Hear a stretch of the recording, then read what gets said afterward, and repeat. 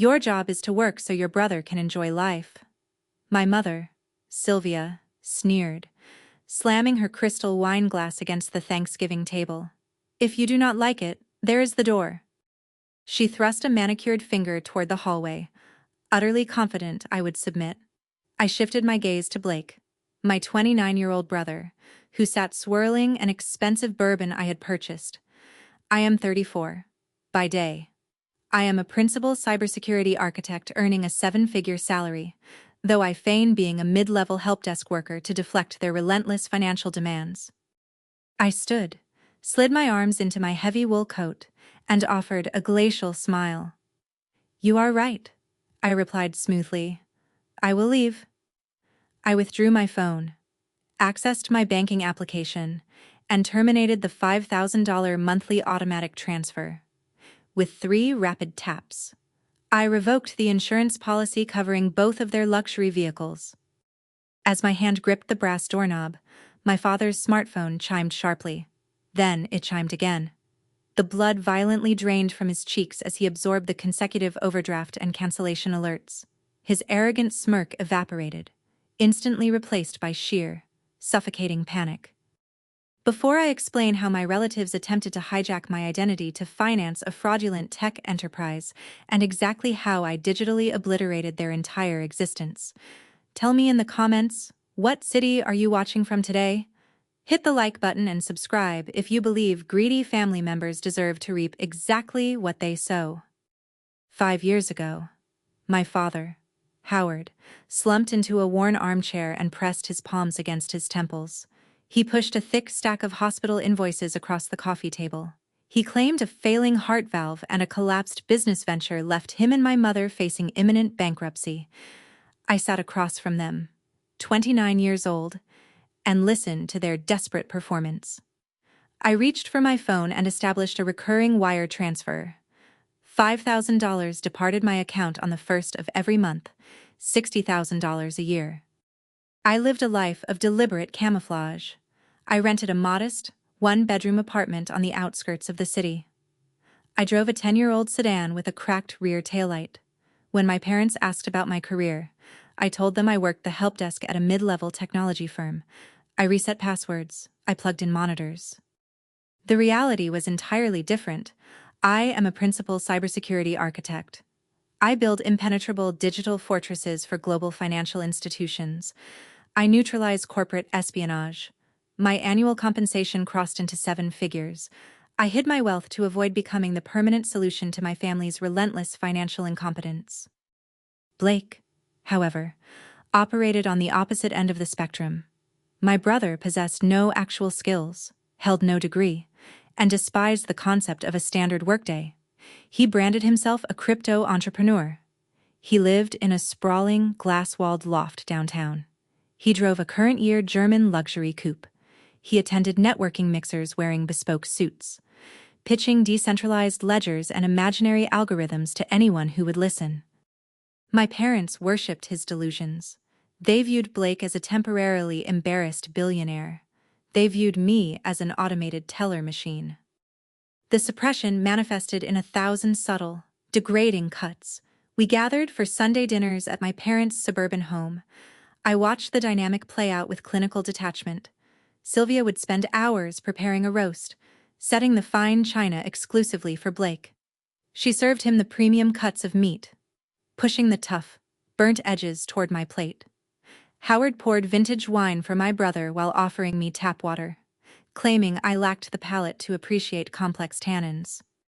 During one specific dinner last month, Blake arrived late, pulling his fiancée, Kendall, through the front door. Kendall, 26, wore a silk blouse and carried a pristine, limited edition calfskin handbag. She dropped the bag onto the dining table, ensuring the gold designer logo caught the chandelier light. Blake unrolled a glossy pitch deck across the table, knocking over a salt shaker. "Zenith Ledger," he announced, tapping the heavy cardstock. "We are revolutionizing blockchain integration for the modern supply chain. I just need a seed round of $200,000 to initiate the beta phase." He threw out buzzwords without understanding their structural mechanics. A freshman computer science student could identify the glaring holes in his network architecture. I remained silent, cutting my roast. Sylvia clapped her hands together, her eyes shining with absolute reverence. "It sounds brilliant, sweetie. You have such a visionary mind." Howard raised his wineglass, nodding in solemn agreement. He turned his gaze toward me, his expression shifting from pride to heavy condescension. "You should take notes, Willow. You spend 40 hours a week trapped in a cubicle fixing broken keyboards. Your brother is out here building a legacy. He understands capital." "I understand capital perfectly," I replied, taking a slow sip of water. Sylvia scoffed, waving a hand in my direction. "Oh, please. You lack ambition. That is why you live in that tiny apartment. Blake possesses the drive to actually enjoy life." When the dinner concluded, Blake casually patted his pockets, claiming he left his wallet in his sports car. Sylvia immediately turned to me, jutting her chin toward the takeout boxes she had ordered to supplement the meal. "Settle the delivery bill, Willow. Blake needs to keep his liquidity open for Zenith Ledger." I pulled a standard, low-limit credit card from my purse and paid the tab. I watched Blake slide his arm around Kendall's waist. I watched Kendall adjust the strap of her $2,000 handbag. I watched my parents beam with pride as the couple walked out the door and climbed into a leased luxury vehicle. The math refused to balance. Blake generated zero legitimate revenue. His pitch decks never materialized into actual software. Yet, his lifestyle required a burn rate of at least $10,000 a month. My parents claimed they teetered on the brink of financial ruin, demanding my $5,000 monthly contribution just to keep their electricity running. I am an auditor of digital truth. I do not tolerate blind spots. 2 weeks before Thanksgiving, the blind spot vanished. Sylvia called me, complaining that her wireless internet kept dropping. She demanded I drive over and fix it. Calling it the only useful skill I possessed, I arrived at their house and walked into Howard's home office. I sat at his desktop computer and accessed the router gateway. Howard had left his browser open. He failed to lock his workstation. A tab for his primary checking account glared from the monitor. I did not snoop through physical drawers. I did not search for hidden diaries. I simply extracted the raw data. I ran a quick visual sweep of the ledger. On the 1st of every month, my wire transfer hit his account. $5,000 deposited. On the 2nd of every month, an automated transfer initiated. $5,000 withdrew. I traced the routing numbers attached to the withdrawal. The destination account belonged to a joint holding established under Blake's name. I cross-referenced the outgoing expenditures from that account. The data mapped a pristine, infuriating trail of luxury consumption. I found the recurring payments for the downtown loft. I identified the leasing company handling his sports car. I spotted the exact transaction hashes matching the purchase date of Kendall's limited edition handbag. I sat perfectly still in the ergonomic office chair. The fluorescent bulb overhead hummed a low, steady note. I scrolled back through the transaction history. I reviewed 12 months of data. I reviewed 24 months. I went back a full 5 years, 60 consecutive months, $300,000. Howard did not possess a failing heart valve. My parents did not hold insurmountable medical debt. They weaponized my sense of duty, fabricating a terminal financial crisis to extract my income. They funneled every single cent directly into Blake's checking account. My grueling hours, my deliberate frugality, my quiet sacrifices, they packaged it all and handed it to my brother so he could lease German sports cars and purchase designer accessories for a superficial fiancé. They demanded I fund the illusion of his success. I closed the browser, clearing the cache to ensure my digital footprint vanished. I fixed the router, walked downstairs, and told my mother her internet connection was stable. I walked out to my 10-year-old sedan, gripping the steering wheel. I did not scream. I did not shed a single tear. Emotional outbursts provide the enemy with leverage. Instead, my mind shifted into a state of absolute, glacial execution. I spend my days hunting hostile threat actors attempting to breach financial networks. I dismantle cyber syndicates. My family assumed I was a naive, obedient subordinate. They assumed my silence equated to stupidity. They believed they had successfully siphoned $300,000 from a low-level tech worker without consequence. They had no idea they had just stolen from a principal cybersecurity architect. I started mapping the perimeter of their destruction that very afternoon. I gathered the metadata. I monitored the financial flow. I secured the evidence. I waited patiently for the perfect moment to sever the supply line. That moment arrived on Thanksgiving, when Sylvia slammed her crystal glass on the table and explicitly told me my sole purpose was to finance Blake's existence. She handed me the detonator. I walked out the door, canceled the transfers, and severed the insurance policies. The 5-year grift ended in a fraction of a second. But shutting off the cash flow was merely the first phase of my operation. I knew my brother. Stripped of his monthly allowance, Blake would panic. A parasite cannot survive without a host. I knew he would attempt to find a new source of capital, and I knew his staggering arrogance would cause him to make a catastrophic mistake. I simply returned to my modest apartment, opened my laptop, and waited for him to step directly into the trap.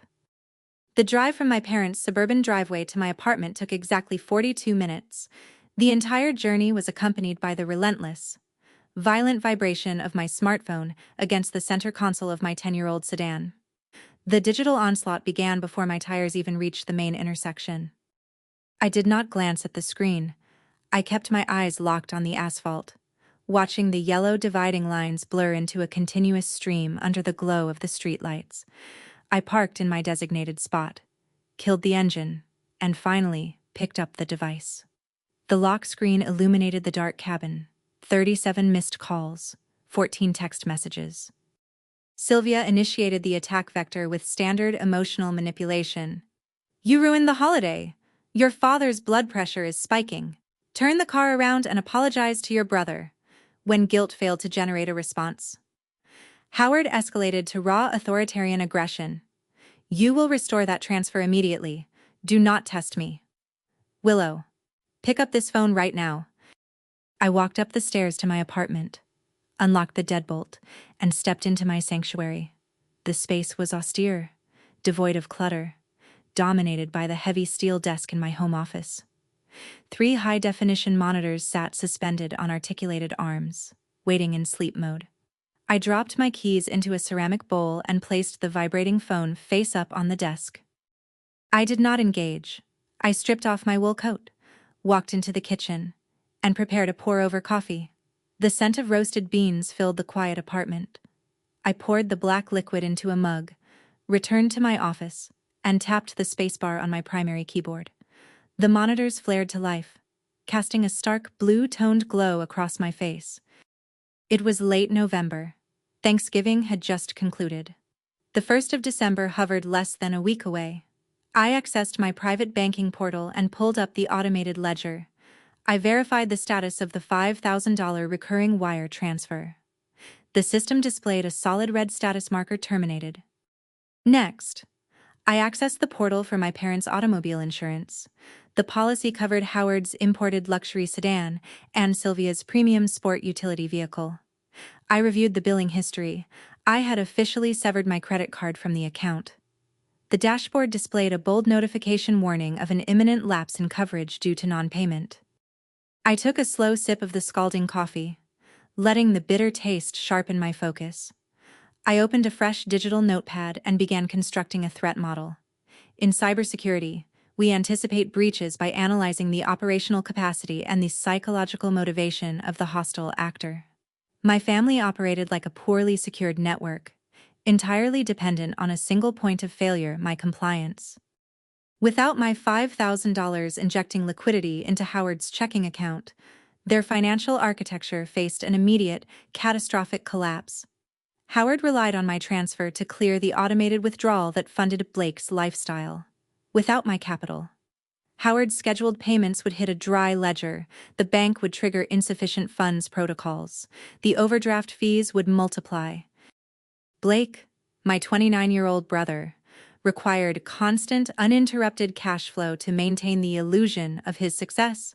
His downtown loft carried a premium lease. His luxury coupe demanded massive monthly installments.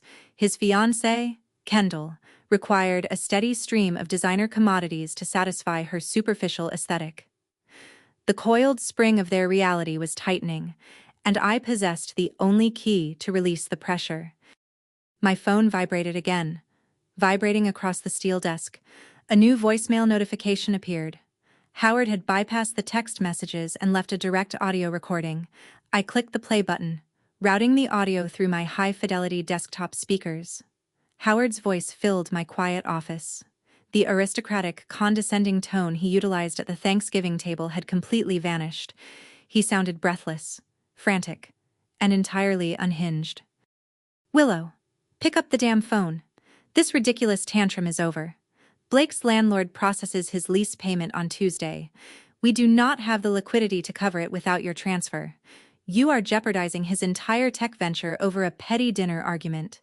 You will log into your bank and reinstate the routing numbers immediately, or you are permanently dead to this family. I am not asking you. Fix it." The recording ended with a sharp click. A civilian might have wept. A normal daughter might have succumbed to the conditioning, overwhelmed by the threat of excommunication, and frantically restored the funds to keep the peace. My pulse remained at a resting 60 beats per minute.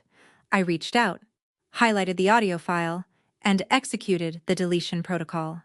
The digital trash bin emptied, permanently erasing my father's desperate ultimatum. I did not shed a single tear. I felt absolutely nothing but the cold, crystalline clarity of an auditor isolating a corrupted file. I picked up the smartphone and accessed the carrier settings. I highlighted Howard's number. Block contact. I highlighted Sylvia's number. Block contact. I highlighted Blake's number. Block contact. The digital onslaught ceased instantly.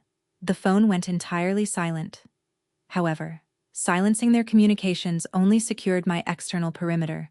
I needed to lock down the foundational infrastructure. My parents were arrogant, but desperation breeds dangerous innovation.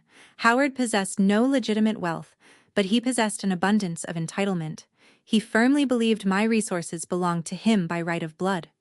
When Howard and Sylvia realized they could not bully me into restoring the cash flow, they would seek a proxy method to extract capital. I understood the primary vulnerability inherent in all familial relationships: access to foundational data. Howard and Sylvia held the physical copies of my original birth certificate. They knew my social security number by heart. Having claimed me as a dependent for 2 decades, they knew the answers to every standard security question modern financial institutions utilized to verify identity. They knew my maternal grandmother's maiden name. They knew the street I grew up on. They knew the make and model of my first car. They held the cryptographic keys to my financial existence. I opened a secure encrypted browser window. I navigated directly to the consumer portals of the 3 primary credit reporting bureaus: Equifax, Experian, and TransUnion. I typed my social security number into the verification fields. I bypassed the standard fraud alert options and selected the most severe defensive measure available. I initiated a permanent, PIN-locked security freeze across all 3 platforms. The process required absolute precision. I generated 3 unique, 16-character alphanumeric passcodes, utilizing a randomized cipher. I transferred the passcodes onto an offline, encrypted flash drive, severing them entirely from cloud access. I confirmed the final prompts. The screens refreshed simultaneously. The green confirmation banners appeared, verifying that my credit files were now heavily vaulted. No bank, no lending institution, and no dealership could pull my credit history or authorize a new line of credit without those specific cryptographic keys. My pristine, 800-plus credit score vanished behind an impenetrable digital wall.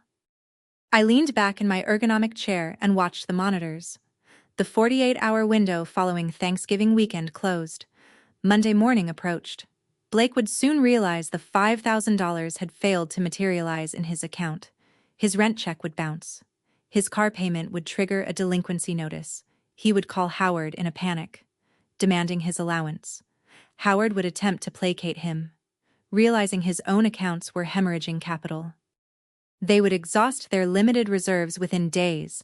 They would face the terrifying reality of existing solely on Howard's inadequate income. I took a final sip of the black coffee. The trap was primed. I knew Blake's fragile, narcissistic ego could not tolerate poverty. He refused to hold a legitimate job.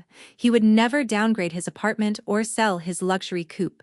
He would demand a solution, and Howard would do anything to protect his golden child's manufactured legacy. They would not stop at leaving threatening voicemails. They would attempt to circumvent my blockade. They would look for a way to leverage the only asset they believed they still controlled: my identity.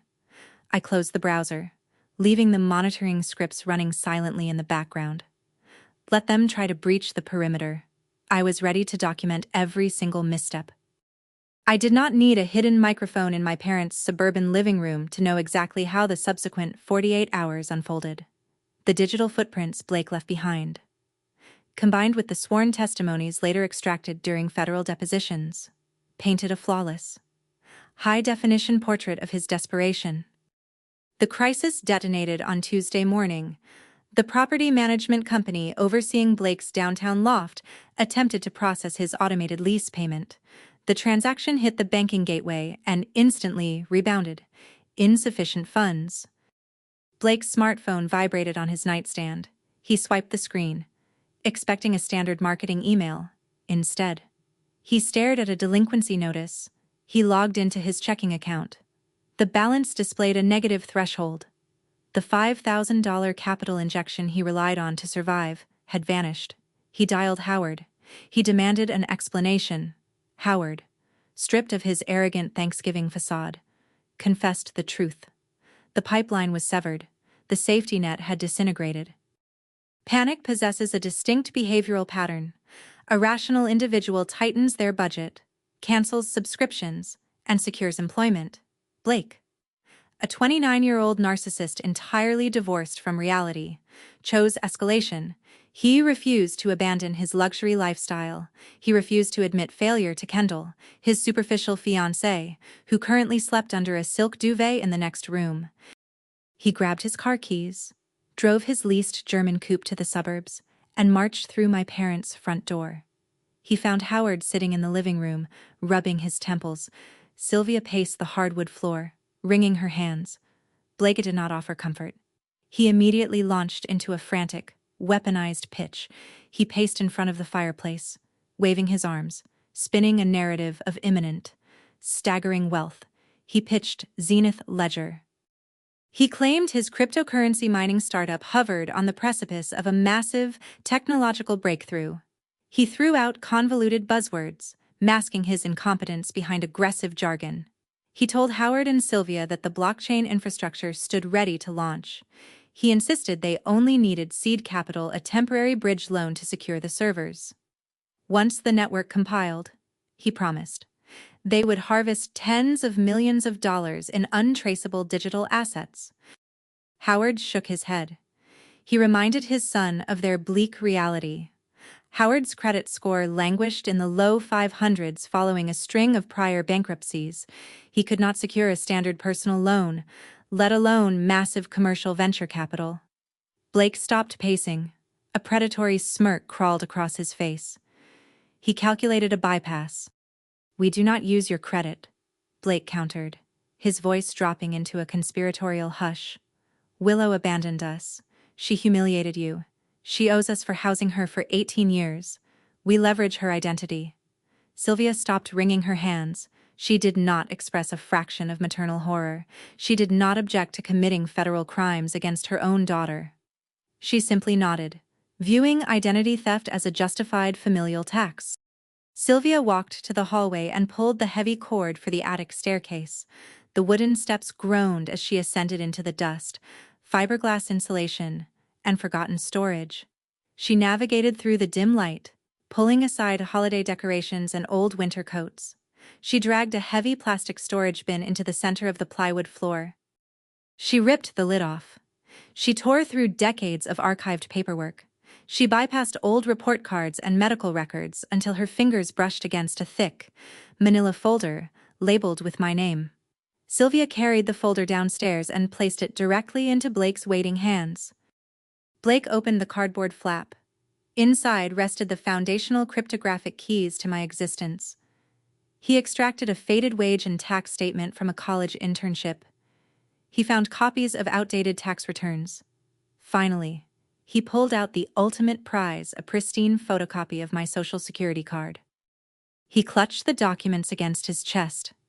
He viewed the stolen data as his golden ticket, completely ignoring the catastrophic legal boundaries he had just crossed.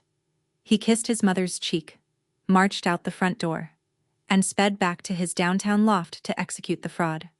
Blake sat at his heavy glass desk. He cracked his knuckles. He opened his laptop and accessed the commercial lending portal of a Tier 1 national banking institution.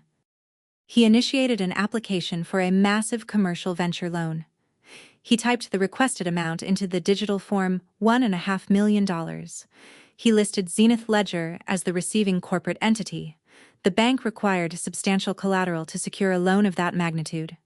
Blake input my parents' suburban home, forging Howard's consent to leverage the property. The underwriting algorithms required a primary guarantor. The bank demanded a signature from an individual possessing an elite credit profile, someone capable of absorbing the liability if the corporation defaulted. Blake typed my full legal name into the primary guarantor field. He inputted my Social Security number. He fabricated my current income, inflating the numbers drastically to satisfy the strict debt-to-income ratios required for a commercial loan. He downloaded a generic document signing application. He uploaded the final lending agreements. He used his laptop trackpad to forge my signature, carefully curving the digital ink to mimic the slanted loops of my actual handwriting. He forged Howard's signature on the collateral documents. He clicked the submit button. The progress bar filled the center of his screen. A green confirmation banner materialized, verifying the successful transmission of the commercial loan application. Blake leaned back in his ergonomic chair and exhaled a long, triumphant breath. He genuinely believed he possessed a master intellect. He believed he had just outsmarted the rigid banking system, bypassed his father's financial incompetence, and successfully neutralized his ungrateful sister. The dramatic irony of the moment was absolute. Blake operated under the unwavering assumption that he had hijacked the identity of a mid-level helpdesk technician. He assumed I spent my days resetting passwords and untangling Ethernet cables. He assumed I possessed zero visibility into my own financial architecture, and that I would remain entirely oblivious to the fraudulent debt until the collection agencies knocked on my door years later. He poured 2 glasses of expensive champagne. He walked into the bedroom, woke his superficial fiancée, and handed her the crystal flute. He clinked his glass against hers, toasting to the impending launch of Zenith Ledger and the millions of dollars they were about to extract from the market. He remained blissfully, profoundly ignorant of the tripwire he had just snapped. He did not know he had just transmitted stolen credentials across state lines. He did not know he had committed aggravated identity theft and massive wire fraud. Above all, he did not realize he had executed a cyber attack against a Principal Cybersecurity Architect. Blake thought he was a predator stealing from a helpless victim. He had absolutely no idea he had just walked willingly into the crosshairs of a heavily armed digital fortress. A month elapsed. Late December draped the city in freezing rain and perpetual gray skies, but inside the Security Operations Center, the climate remained a sterile, climate-controlled 68 degrees. I sat at the apex desk of the command floor, surrounded by walls of reinforced glass and suspended arrays of high-definition monitors. The room hummed with the concentrated energy of 50 elite analysts hunting hostile threat actors across global financial networks. I was currently dismantling a sophisticated phishing syndicate operating out of a foreign server farm when a decoupled secondary monitor on the far edge of my workstation flared to life. This specific screen did not connect to the corporate grid. It linked exclusively to my private, heavily encrypted home server. A sharp crimson notification banner severed the black terminal background. I did not gasp. I did not flinch. I pivoted my ergonomic chair, locking my focus onto the cascading lines of data. The automated monitoring scripts I had deployed 48 hours after Thanksgiving had just triggered a tripwire. My primary credit files at Equifax, Experian, and TransUnion. The files I had locked behind randomized cryptographic passcodes registered a catastrophic status change. The digital barricades had collapsed, the status indicators shifted from frozen to unrestricted. I leaned forward, my fingers finding the home row of my mechanical keyboard. The keystrokes echoed like rapid gunfire as I initiated a trace protocol. I queried the authorization logs at the credit bureaus, extracting the access timestamps and the verification methodologies utilized to breach my perimeter. The data populated my screen, painting a flawless, horrifying picture of my brother's desperation. A request to dismantle the security blockade was submitted at 2:14 in the afternoon. The automated system required rigorous authentication to bypass the PIN. It demanded a social security number, a gross annual income figure from a specific previous tax year, and the exact chronological addresses of my past 3 residences. Sylvia and Howard possessed that exact data. They had preserved my old tax documents and my original social security card in a dusty plastic bin in their attic. They handed Blake the cryptographic keys to my existence, armed with those physical documents. Blake socially engineered the automated verification system. He impersonated me, inputted the stolen data, and shattered the digital wall I had erected to protect my financial architecture. Exactly 3 minutes after the perimeter fell, a Tier 1 commercial bank executed a massive hard inquiry against my newly exposed, immaculate credit profile. I did not reach for my smartphone to call the police. I did not text my parents to demand an explanation. Engaging a hostile threat actor prematurely destroys the evidentiary trail. I needed to see exactly how much leverage they had stolen. I engaged my command terminal, bypassing standard consumer interfaces. I utilized a secure, packet-sniffing diagnostic tool I engineered for tracing high-level financial anomalies. I isolated the bank's inquiry. I locked onto the digital envelope carrying the transaction data and extracted the payload metadata. The screen fractured into a new window, displaying the digitized architecture of a finalized, fully authorized commercial venture loan. I scanned the stark black text of the lending agreements. The principal amount listed on the primary document halted the breath in my lungs, $1.5 million. My eyes tracked down the columns of the digital contract. The receiving corporate entity was Zenith Ledger Blake's fabricated cryptocurrency mining operation.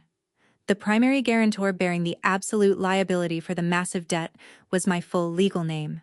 The secondary guarantors listed on the subsequent pages were Howard and Sylvia. The collateral securing the 7-figure sum was the deed to their suburban home. I isolated the signature block at the bottom of the digital contract. Blake had utilized a generic document signing application. I extracted the vector paths of the digital ink. He had carefully curved the strokes, meticulously attempting to mimic the slanted loops of my actual handwriting, to a low-level underwriter reviewing a PDF on a compressed monitor. The signature appeared legitimate. To a forensic cybersecurity architect analyzing the pixel density and the biometric speed metrics embedded in the file, it was a glaring, undeniable forgery. In cybersecurity, tracking an attack vector to its origin is paramount. You never rely solely on the payload, you hunt for the exact digital fingerprint of the perpetrator. I needed irrefutable proof of the transmission source. I extracted the originating Internet Protocol address embedded deep within the metadata of the digital signature software. I opened a command line interface and executed a traceroute. The data packets bounced across the screen, hopping through a series of local Internet service provider nodes, narrowing the geographic radius with every successful ping. The routing sequence bypassed the downtown grid. It shot toward the suburban perimeter. The sequence locked onto a specific hardware router. I inputted the coordinates into a secure satellite mapping interface. A glowing red crosshair materialized over a high-resolution aerial photograph of a residential neighborhood. The crosshair did not point to Blake's expensive downtown loft. The geolocation pinged directly to the router sitting in Howard's home office. My mind instantly reverse-engineered his operational logic. Blake possessed a staggering level of arrogance. but he understood the basic mechanics of banking fraud prevention algorithms. If he submitted a $1.5 million commercial loan application from his downtown apartment using a guarantor who supposedly resided in a different zip code, the bank's geographic mismatch protocols would immediately flag the transaction for manual review. To circumvent the automated security net, he drove his leased luxury coupe back to the suburbs. He connected his laptop directly to my parents' wireless network. He submitted the application from my childhood home.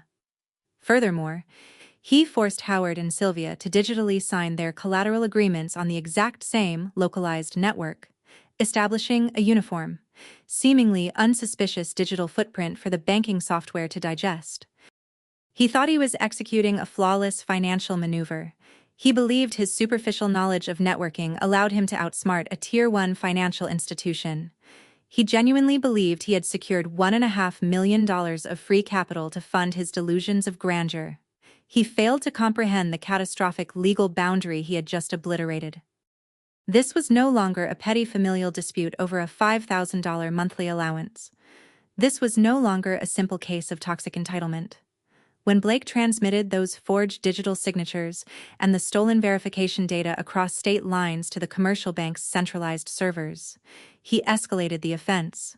He committed aggravated identity theft. He committed massive bank fraud. He committed federal wire fraud. I sat in the frigid, hyper-illuminated air of the Security Operations Center.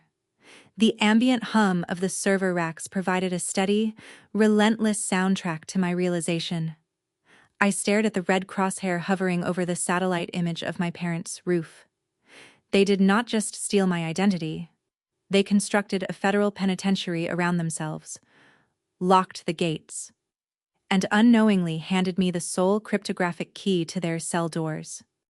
They assumed I was a naive, technologically illiterate subordinate who would eventually discover the ruined credit score years down the line.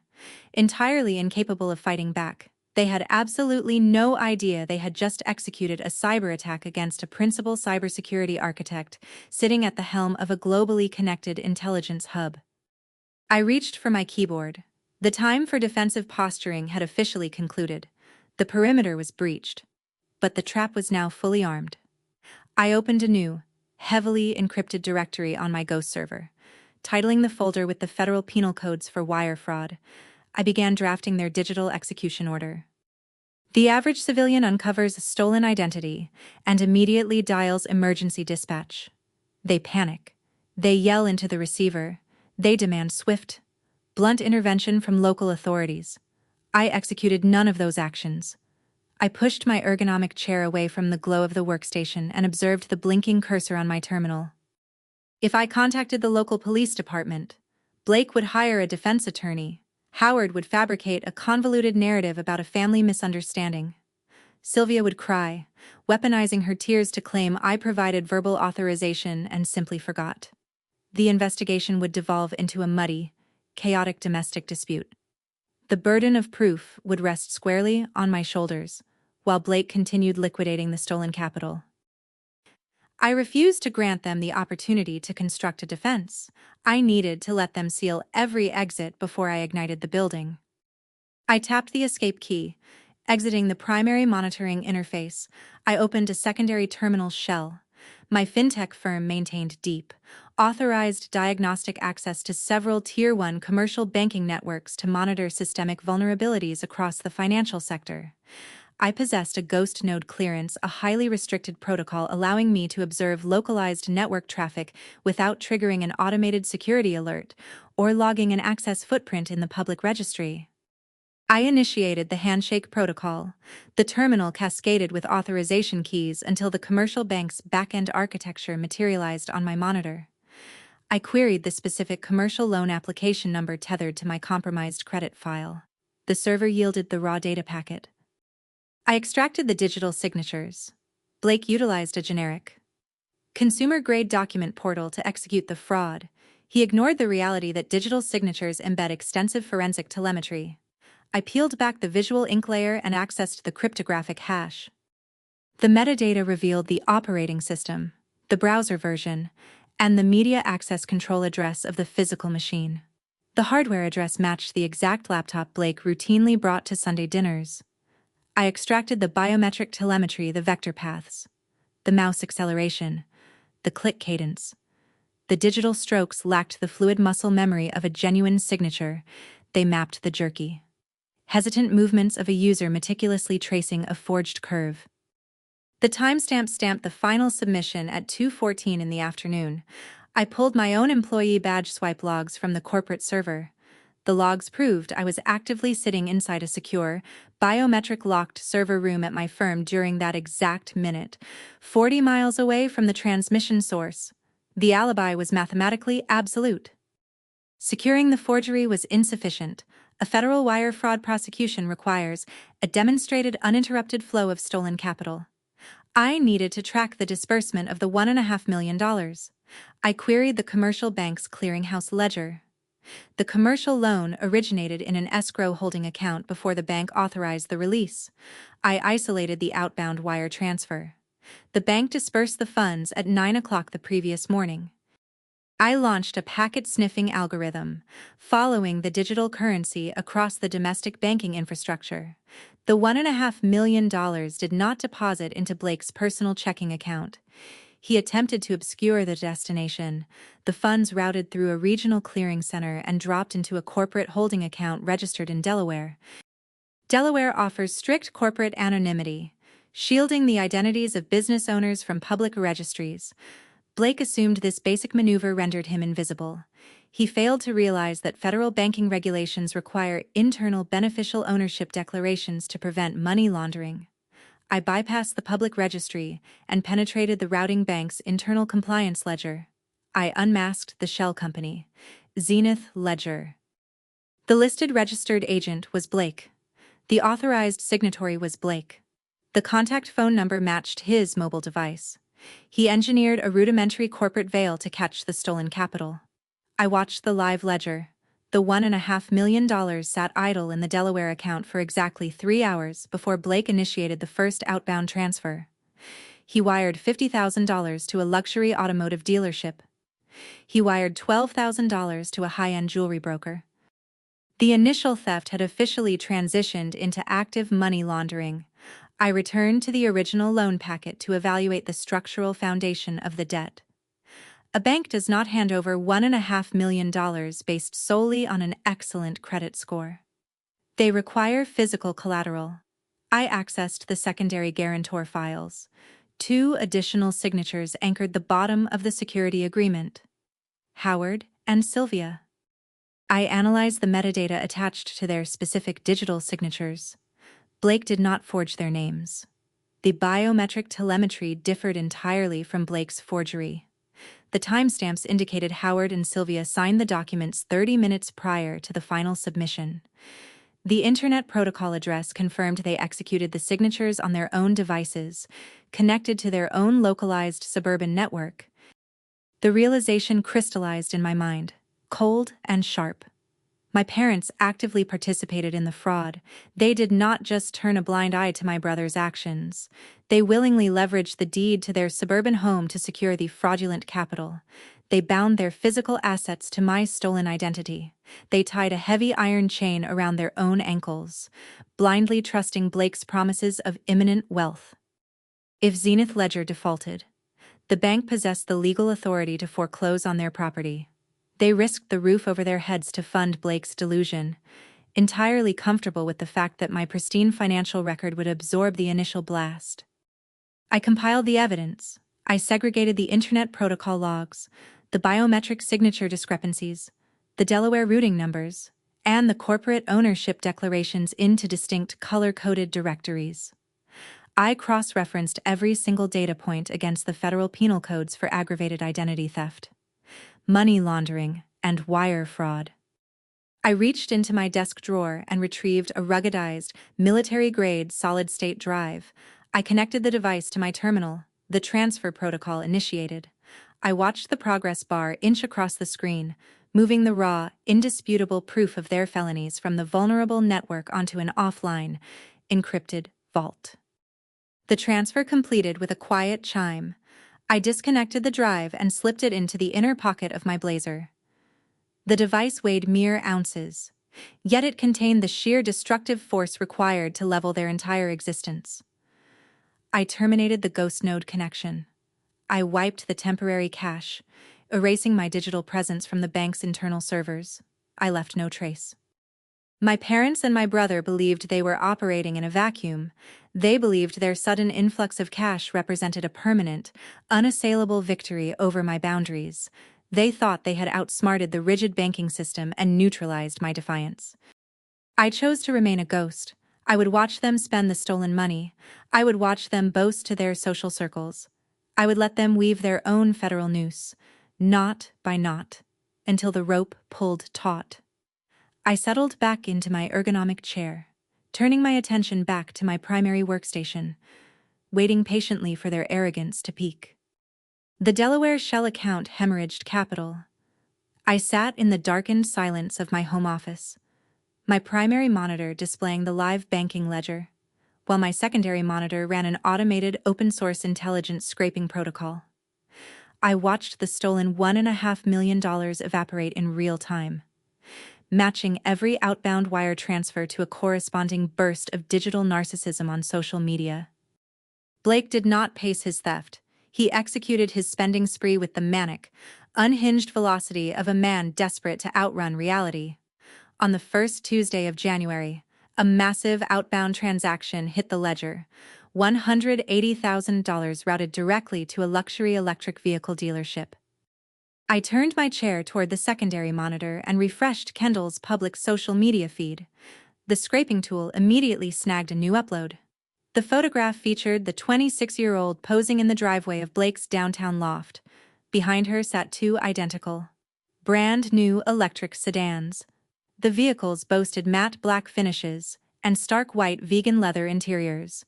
Massive red velvet bows adorned the hoods. Kendall stood between the cars, popping her hip, holding two sets of key fobs toward the camera lens. I extracted the caption, his and hers. When your man builds a tech empire from the ground up, you ride like royalty. So proud of my visionary CEO. She tagged the manufacturer. She tagged Blake. She embedded a dozen aspirational hashtags. I pressed the capture shortcut on my keyboard. I took a high-resolution screenshot, archived the metadata, and dragged the image file into a subfolder titled Wire Fraud Evidentiary Exhibits. I appended the dealership transfer receipt directly to the photograph. 48 hours later, the ledger registered another direct hit. $35,000 vanished, wired to a Swiss horology importer. I refreshed Blake's profile. A wrist shot materialized on my screen. He rested his arm against the steering wheel of his new electric sedan, ensuring the manufacturer's logo remained clearly visible in the background. Strapped to his wrist was a heavy, platinum chronograph. The watch reflected the streetlights, a pristine monument to his stolen wealth. His caption read, "Self-made requires 0 days off. Grinding in the trenches while the world sleeps. Zenith Ledger is ascending. Next stop. The moon." I isolated the transaction hash. I captured the screenshot. I linked the photograph to the $35,000 expenditure. The absolute void of legitimate business spending staggering the imagination, I ran a comprehensive diagnostic query on the Delaware corporate account, filtering for infrastructure investments. I searched for payments routed to cloud hosting services. I searched for hardware purchases. I looked for payroll distributions to developers, software engineers, or cryptographic security auditors. The results returned a solid, unyielding 0. Blake allocated exactly $0 toward building the blockchain startup he utilized to forge the commercial loan. Zenith Ledger possessed no servers. It possessed no codebase. It possessed no intellectual property. The entire $1.5 million operated as a personal slush fund, rapidly draining to finance designer clothing, extravagant dinners, and the illusion of aristocratic status. The apex of his delusion arrived on the third week of January. A $75,000 transaction cleared the Delaware account. The routing number belonged to the Oak Ridge Country Club, the most exclusive and heavily guarded private venue within a 50-mile radius. I extracted the digital wire authorization and isolated the memo line typed by the bank teller: Zenith Ledger launch and engagement gala initial deposit. Blake was not merely buying accessories, he was purchasing an audience.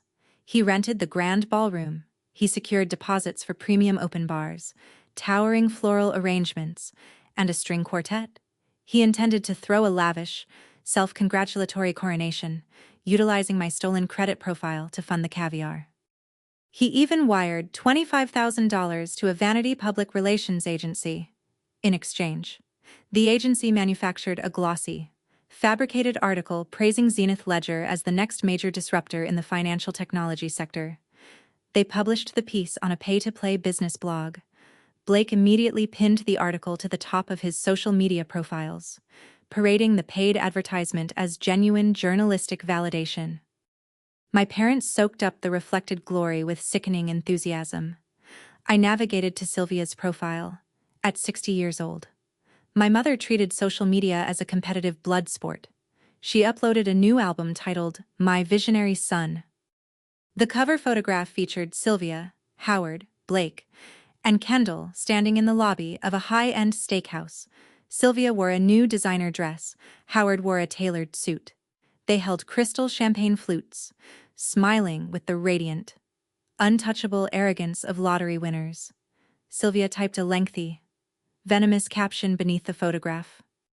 Celebrating the official launch of Zenith Ledger tonight, watching my son build his empire through sheer, relentless work ethic brings tears to my eyes. Some children drain your energy with their petty jealousy, their mediocre ambition, and their refusal to support their own blood. But others build legacies. We are so incredibly blessed to stand behind a true, self-made millionaire. Generational wealth starts here. I scrolled down to the comment section. Howard, 62 years old and completely financially incompetent, replied to his wife's post. Could not agree more. We knew he had genius in him, proud to be the foundation he built this on. They were publicly celebrating my replacement. They lauded the thief who hijacked my identity, while simultaneously slandering me to their extended social circle. They drove vehicles purchased with stolen money. They wore clothes funded by federal wire fraud. They mortgaged the roof over their own heads using forged digital signatures, and they weaponized the resulting cash to mock the victim. A standard individual might break under the weight of the injustice. They might type a frantic, angry rebuttal in the comment section. They might call their parents, screaming into the receiver, demanding they confess to the theft. I remained an absolute ghost. I did not leave a comment. I did not engage. I merely executed my capture commands. I saved Sylvia's post. I archived Howard's comment. I recorded the exact timestamp of their public gloating. Every arrogant photograph functioned as a time-stamped, public confession of money laundering. Every boastful caption provided the federal government with irrefutable proof of their conspiratorial intent. They thought they were building a social media empire. They were actually building an airtight, color-coded evidentiary dossier for the Federal Bureau of Investigation. I watched Kendall post an unboxing video of a $10,000 diamond tennis bracelet. I watched Blake post a video touring the country club ballroom, sweeping his camera across the crystal chandeliers, bragging about the upcoming gala. I watched them flaunt the stolen wealth with a level of absolute, unmitigated arrogance that defied logic. I dragged the final screenshot into the encrypted folder and secured the directory. I closed the social media scraping tools. I turned my chair away from the monitors and stared out the window of my modest apartment. The delusion had fully inflated. The balloon stretched to its absolute structural limit. They possessed no emergency reserves. They possessed no actual technology. They possessed nothing but a ticking clock and a massive fraudulent debt anchored to my name. They believed they were untouchable. They believed they had won. I stood up, walked to my kitchen, and poured a glass of ice water. I drank it slowly, feeling the cold slide down my throat. The time for monitoring was drawing to a close. The money was spent. The venue was booked. The physical confrontation was inevitable, and I was entirely prepared to let them crash into the concrete wall of reality. The calendar flipped into February. The first quarterly installment for the commercial venture loan loomed 30 days away. Inside the Delaware holding entity, the $1.5 million had vanished. Blake exhausted the capital within 60 days, trading a federally insured line of credit for matching electric sedans, platinum chronographs, country club retainers, and designer accessories. The corporate ledger dropped into a severe, negative balance. Panic arrived without warning.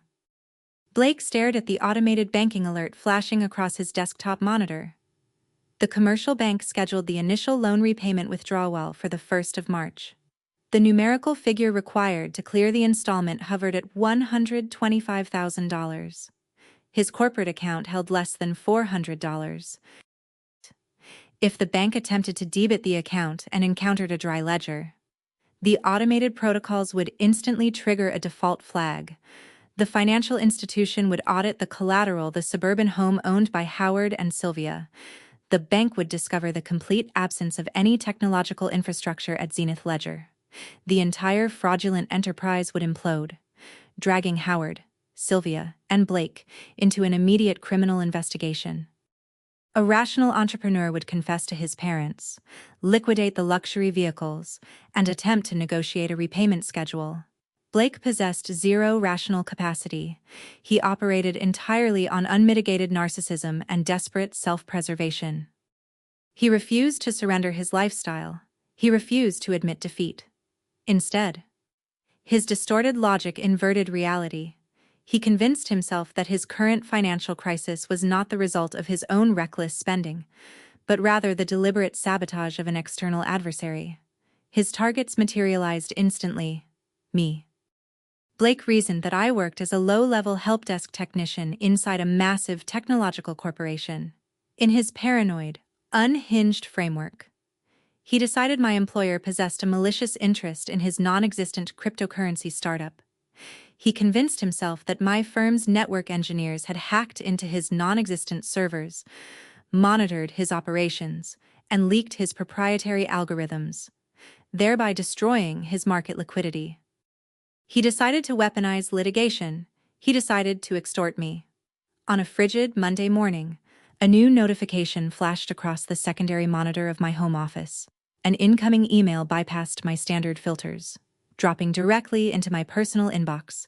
I turned my chair, rested my elbow on the armrest, and clicked open the message. The sender address displayed a spoofed domain mimicking a prominent corporate law firm downtown. The subject line blared in capital letters: formal demand for settlement, breach of intellectual property and corporate espionage. I leaned forward, my eyes scanning the text. Blake had spent hours attempting to weave legal jargon together, downloading generic cease and desist templates from the internet and modifying them with his characteristic arrogance. The body of the email read like a fever dream. To whom it may concern at Willow's employer, and to Willow directly, we represent Zenith Ledger. It has come to our attention that your organization has deployed malicious cyber agents to infiltrate our proprietary blockchain network. Your unauthorized data extraction has severely compromised our launch timeline and caused catastrophic economic damage valued in the millions. We possess conclusive digital evidence linking these cyber attacks directly to your internal IP addresses. Rather than notifying federal cyber authorities immediately, our client is willing to offer a confidential resolution to prevent the initiation of multi-million-dollar copyright infringement lawsuits and federal hacking indictments against both your employer and your personal estate. You will remit a priority wire transfer totaling $200,000 to our corporate holding account within 48 hours. Failure to comply will result in immediate legal destruction. Consider this your final warning. I read the text twice. A cold, humorless smile touched the corners of my mouth. Blake attempted to bully me into funding his loan repayment. He calculated that by threatening me with fake corporate litigation and federal hacking charges, he could terrify me into coughing up $200,000 of my own money. He assumed a frightened helpdesk technician would panic, liquidate her meager savings, and quietly wire the cash to his Delaware account to make the threat vanish. He remained blissfully ignorant of the federal penal code governing interstate communications. I did not close the email. I opened my command terminal and initiated a trace on the message headers. Blake skipped basic operational security. He did not route the email through a secure, encrypted virtual private network. He sat at his glass desk in his downtown loft, opened his personal email client, and transmitted the extortion threat directly to my private address. I extracted the originating Internet Protocol address. The geolocation coordinates mapped directly to his apartment router. I extracted the exact timestamp. Monday morning, 8:14 a.m. I cross-referenced the legal definitions embedded within the federal statutes. When an individual transmits a threat across state lines or utilizes electronic mail systems spanning interstate server networks to demand money under the threat of fabricated legal action or reputational damage, the offense transcends civil dispute. It ceases to be a simple domestic disagreement. It upgrades instantly into federal extortion. Blake had just engineered his own destruction. Up to this point, his primary felonies consisted of wire fraud and aggravated identity theft crimes he committed under the delusional assumption that he could eventually charm his way out of a courtroom. But extortion represented an active, premeditated assault. He formulated a deliberate financial shakedown, utilized electronic infrastructure to transmit the demand, and attached a strict monetary ransom. He actively documented his own criminal intent, signed his digital name to the threat, and delivered it directly into my secure evidentiary archive. I did not reply to the email. I did not type a single word of defiance. Arguing with an extortionist provides them with psychological validation and corrupts the integrity of the record. Instead, I executed my capture sequence. I exported the raw email file, preserving the complete cryptographic headers, the metadata, and the transmission path. I linked the document directly to the Delaware wire transfer receipts, the social media screenshots of the luxury electric sedans, and the forged commercial loan applications. I opened the color-coded directory on my ruggedized solid-state drive. I dropped the extortion file into the primary partition. The dossier was no longer just a collection of suspicious financial anomalies.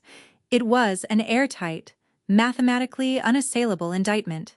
It mapped the origin of the fraud, the laundering of the capital, the public gloating of the perpetrators, and the final, desperate attempt to extort the victim. I ejected the solid-state drive, placed it back into the inner pocket of my blazer, and leaned back in my ergonomic chair. Blake's 48-hour deadline began its countdown. He sat in his downtown loft, refreshing his banking application, watching the clock tick down, waiting for a $200,000 wire transfer to materialize so he could pay his looming bank installment and salvage his crumbling illusion. He had no idea that his threatening email had just served as the final signature on his own federal arrest warrant. The spring was compressed to its absolute structural limit, the trap was fully loaded, and the timer was running out. On Tuesday morning, I deviated from my standard routine.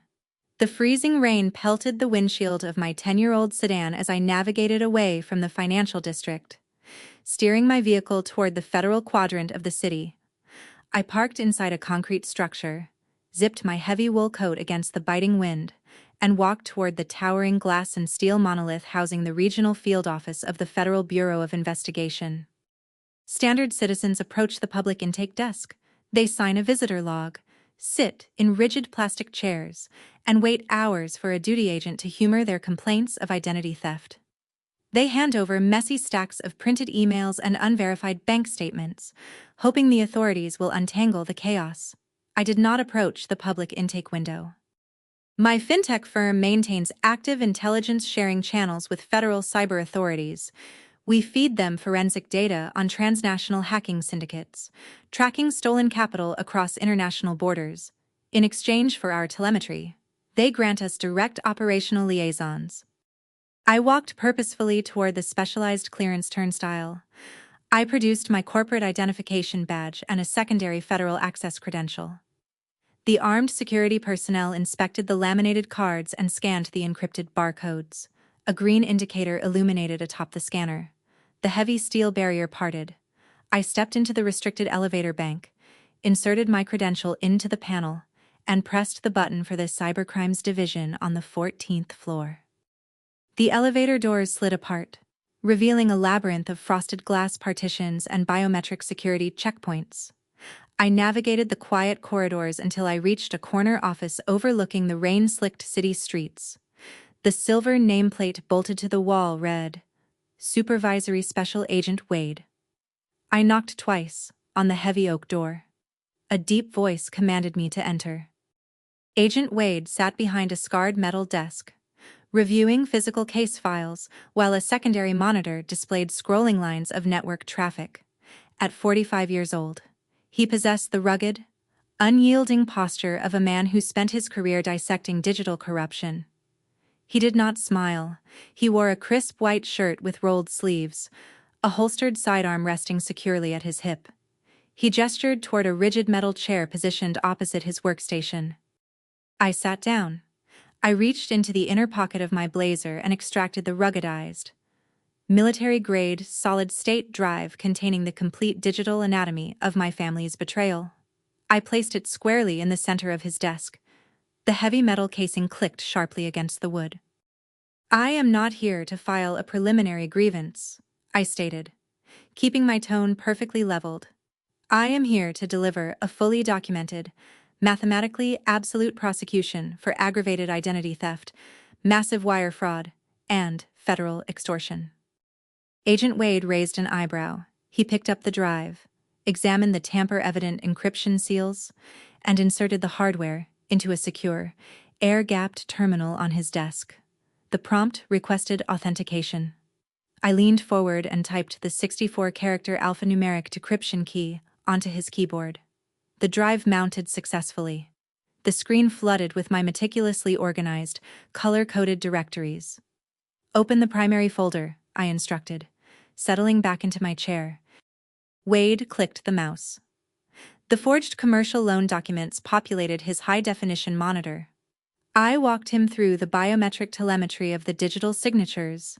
I highlighted the Internet protocol addresses, proving beyond a shadow of a doubt that the application originated from my parents' suburban router, not my personal workstation. I directed his attention to the principal amount printed on the digital contract, $1.5 million. Wade did not interrupt. His eyes tracked the cascading lines of data, absorbing the forensic evidence with the speed of a seasoned investigator. "I tracked the deployment of the capital," I continued. "Navigate to the routing directory." He opened the next folder. The Delaware Shell Company ledger materialized. I traced the flow of these stolen $1.5 million. I displayed the outbound wire transfers, matching them to the exact hour they cleared the banking gateway. $180,000 routed to the electric vehicle dealership. $35,000 wired to the Swiss horology importer. $75,000 deposited directly to the Oak Ridge Country Club. I pulled up the social media scraping files. I showed him the high-resolution screenshots, matching the timestamps of the wire transfers to Blake and Kendall parading their stolen assets online. I showed him Sylvia and Howard publicly claiming the fraudulent wealth, tying themselves irrevocably to the conspiracy. I highlighted Howard's and Sylvia's legitimate secondary signatures on the collateral agreements, proving they actively mortgaged their suburban home to secure the stolen funds. Wade rested his elbows on the desk. He steepled his fingers, assessing the structural integrity of the evidence. "They exhausted the commercial capital on personal luxury," Wade observed, his voice a low, gravelly baritone that betrayed no surprise. "Classic conversion. They abandoned the corporate facade entirely." "They ran out of liquidity," I confirmed. "And when the impending loan installment triggered their panic, they escalated. Open the final directory." Wade clicked the extortion file. He read the legal demand Blake transmitted to my personal inbox 48 hours prior. He read the demand for a $200,000 settlement. He read the threat of fabricated corporate espionage charges intended to destroy my career if I refused to wire the ransom. He checked the header metadata, confirming the transmission path crossed state lines and utilized interstate server networks. Agent Wade leaned back in his heavy leather chair. He exhaled a slow, measured breath. He realized he was not evaluating a messy, unprovable domestic dispute. He was looking at a gift-wrapped, irrefutable federal indictment. The investigative labor was entirely complete. I had established the chain of custody, captured the digital fingerprints, and documented the physical conversion of the stolen funds. I had handed him the weapon, loaded the chamber, and painted the target. "This is an airtight package," Wade stated, closing the final document and locking the air-gapped terminal. "The extortion attempt elevates the severity index significantly. We possess the jurisdiction and the evidentiary threshold to execute warrants immediately. We can dispatch teams to pick them up this afternoon." I shook my head. I refused to let them fade quietly into the back of an unmarked federal vehicle while wearing their pajamas. I refused to let them spin a fabricated narrative to their social circle, claiming a misunderstanding with their taxes. I required a public execution to match the sheer, unmitigated magnitude of their public arrogance. "Look at the Oak Ridge Country Club transaction," I said, pointing toward the monitor. "Blake booked the grand ballroom for this coming Friday night. He invited his potential investors, his extended social circle, and my parents to officially launch his fabricated cryptocurrency startup. He intends to stand on a stage, look down at a crowd, and celebrate his genius." Wade met my gaze. He understood the tactical geometry of my request perfectly. "I want the arrest warrants delayed," I demanded, my voice dropping to a cold whisper. "Let them gather in one room. Let them wear their tailored suits and their stolen diamonds. I will handle the forensic presentation inside the ballroom. You secure the perimeter and execute the arrests when the lights come up."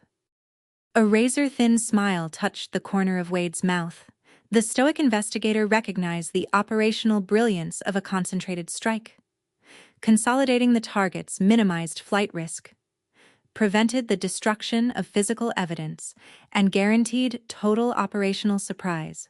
Furthermore, hitting them at a highly publicized gala ensured maximum disruption of their fraudulent enterprise. "Friday night," Wade confirmed.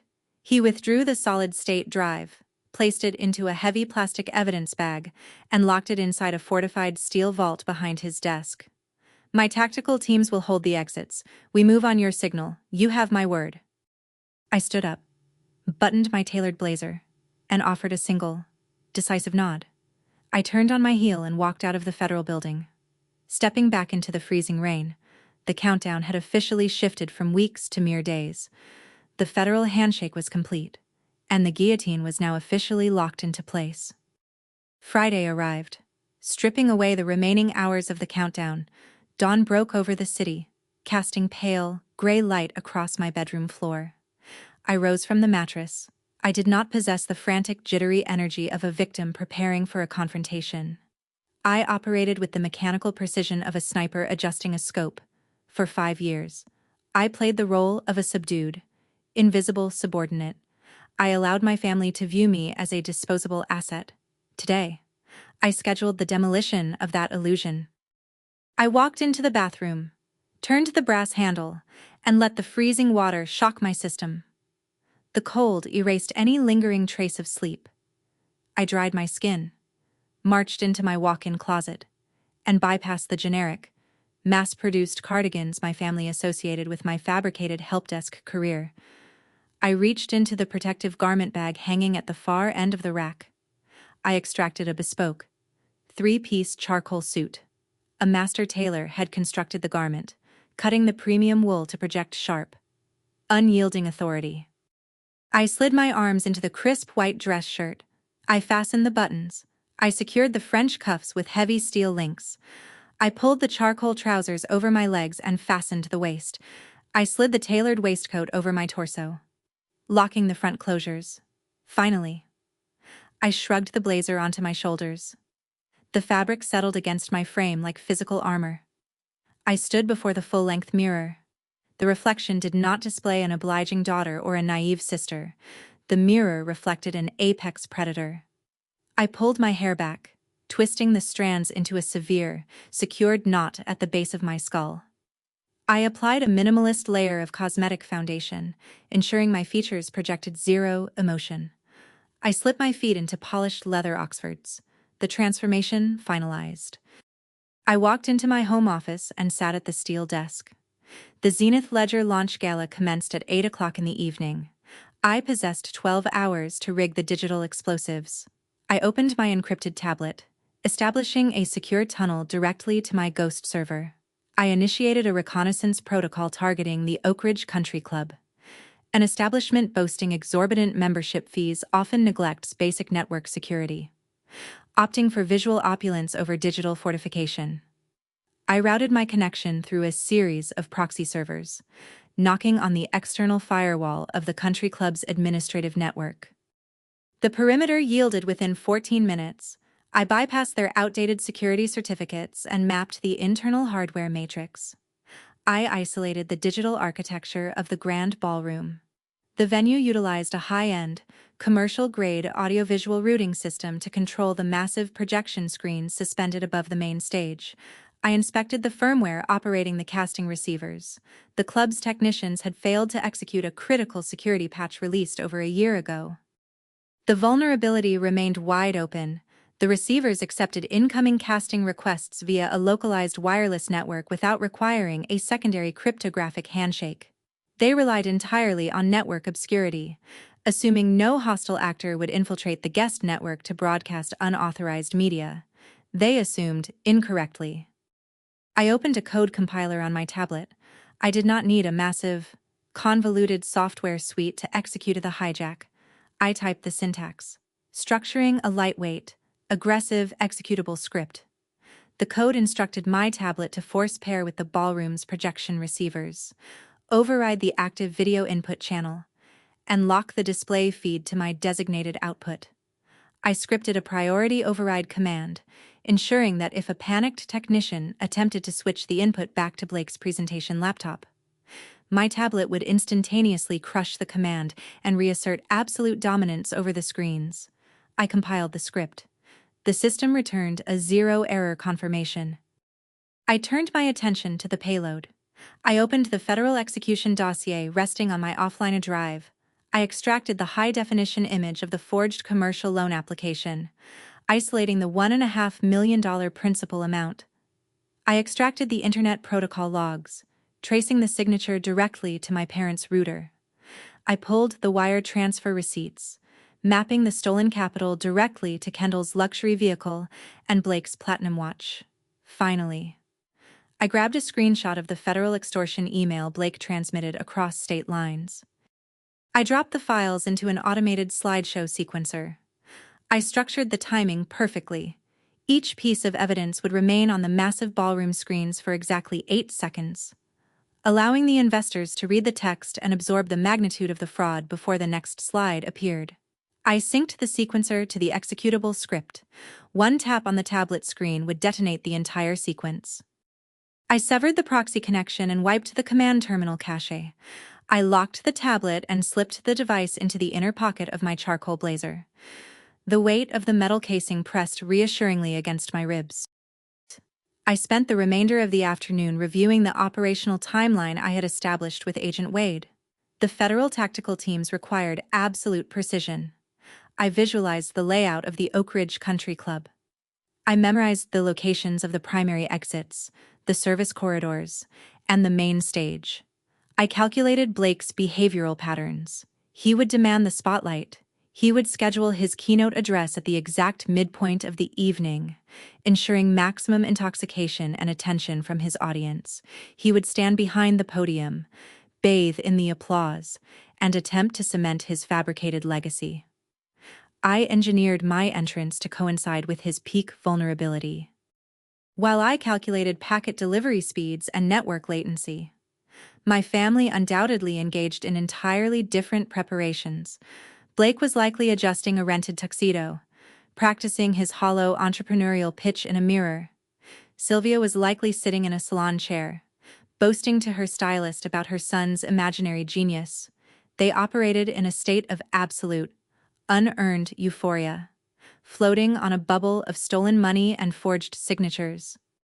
The sun dipped below the city skyline, casting long, dark shadows across the streets.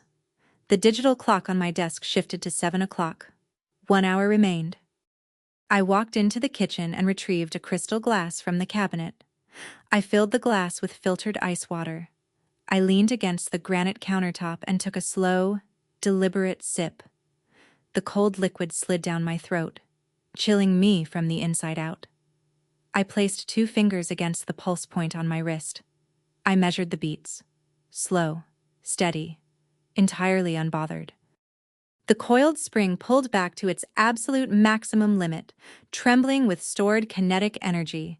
The tension in the atmosphere felt heavy enough to shatter glass. The months of suppressed outrage, the years of financial exploitation, and the sheer unmitigated arrogance of my abusers coalesced into this single, impending climax. I set the empty crystal glass onto the granite countertop. I turned away from the kitchen, walked to the front door, and grasped the brass handle. I stepped out into the freezing evening air and descended to the parking garage.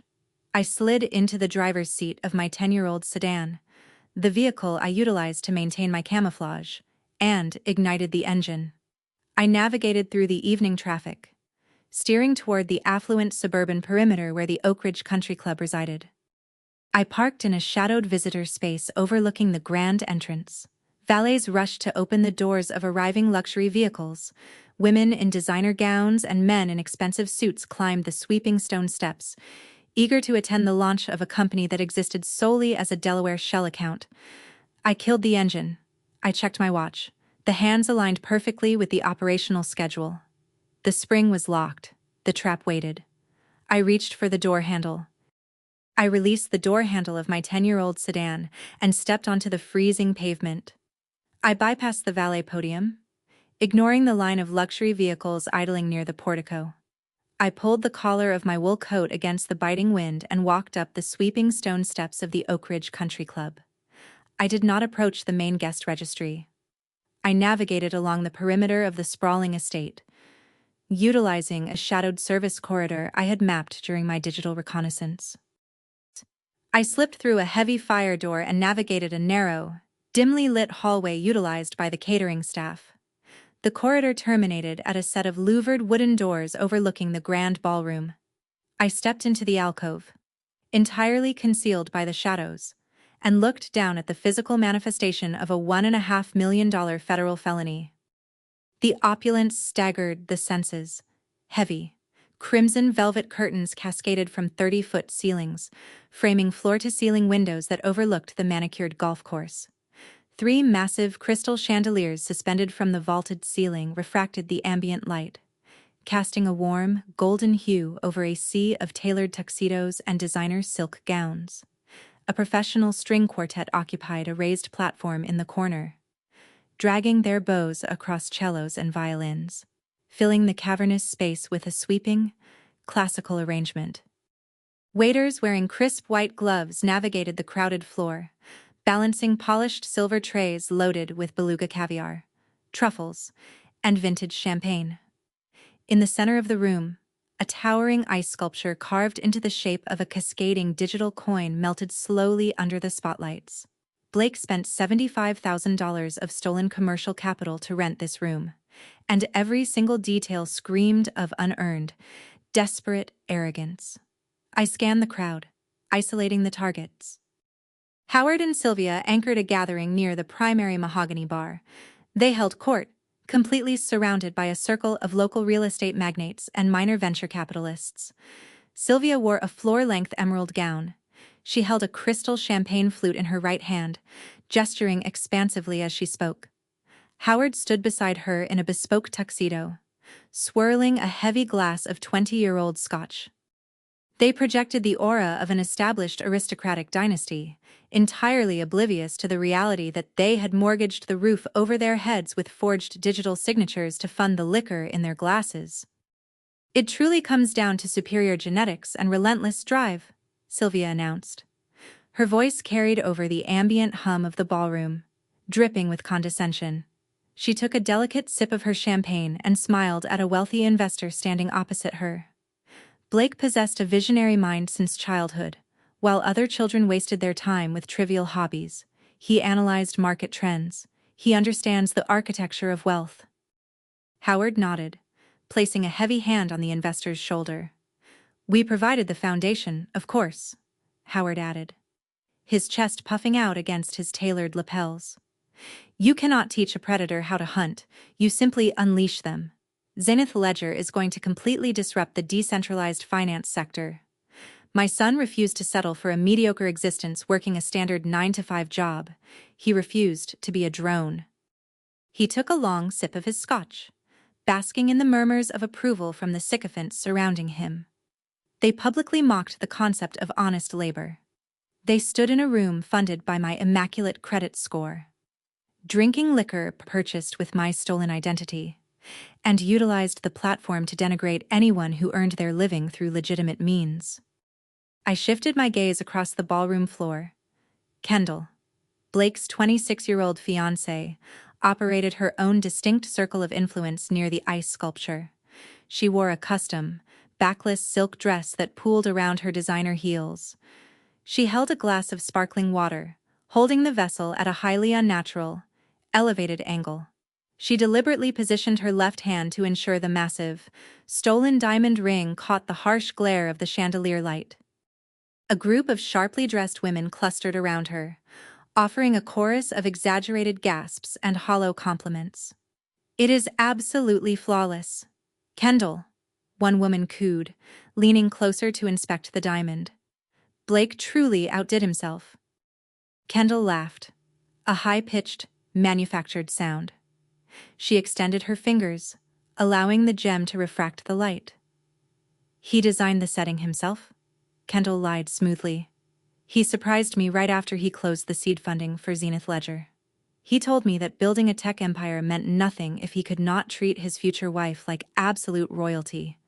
He works so incredibly hard. You know, he spends entire nights staring at blockchain code." She possessed absolutely no concept of the digital execution warrant hovering over her head. The diamond on her finger did not represent a seed funding round. It represented $35,000 of laundered commercial capital stolen directly from my financial profile. The ambient chatter in the grand ballroom suddenly faded.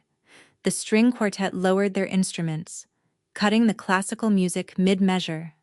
The overhead chandeliers dimmed, plunging the audience into a dramatic, expectant twilight.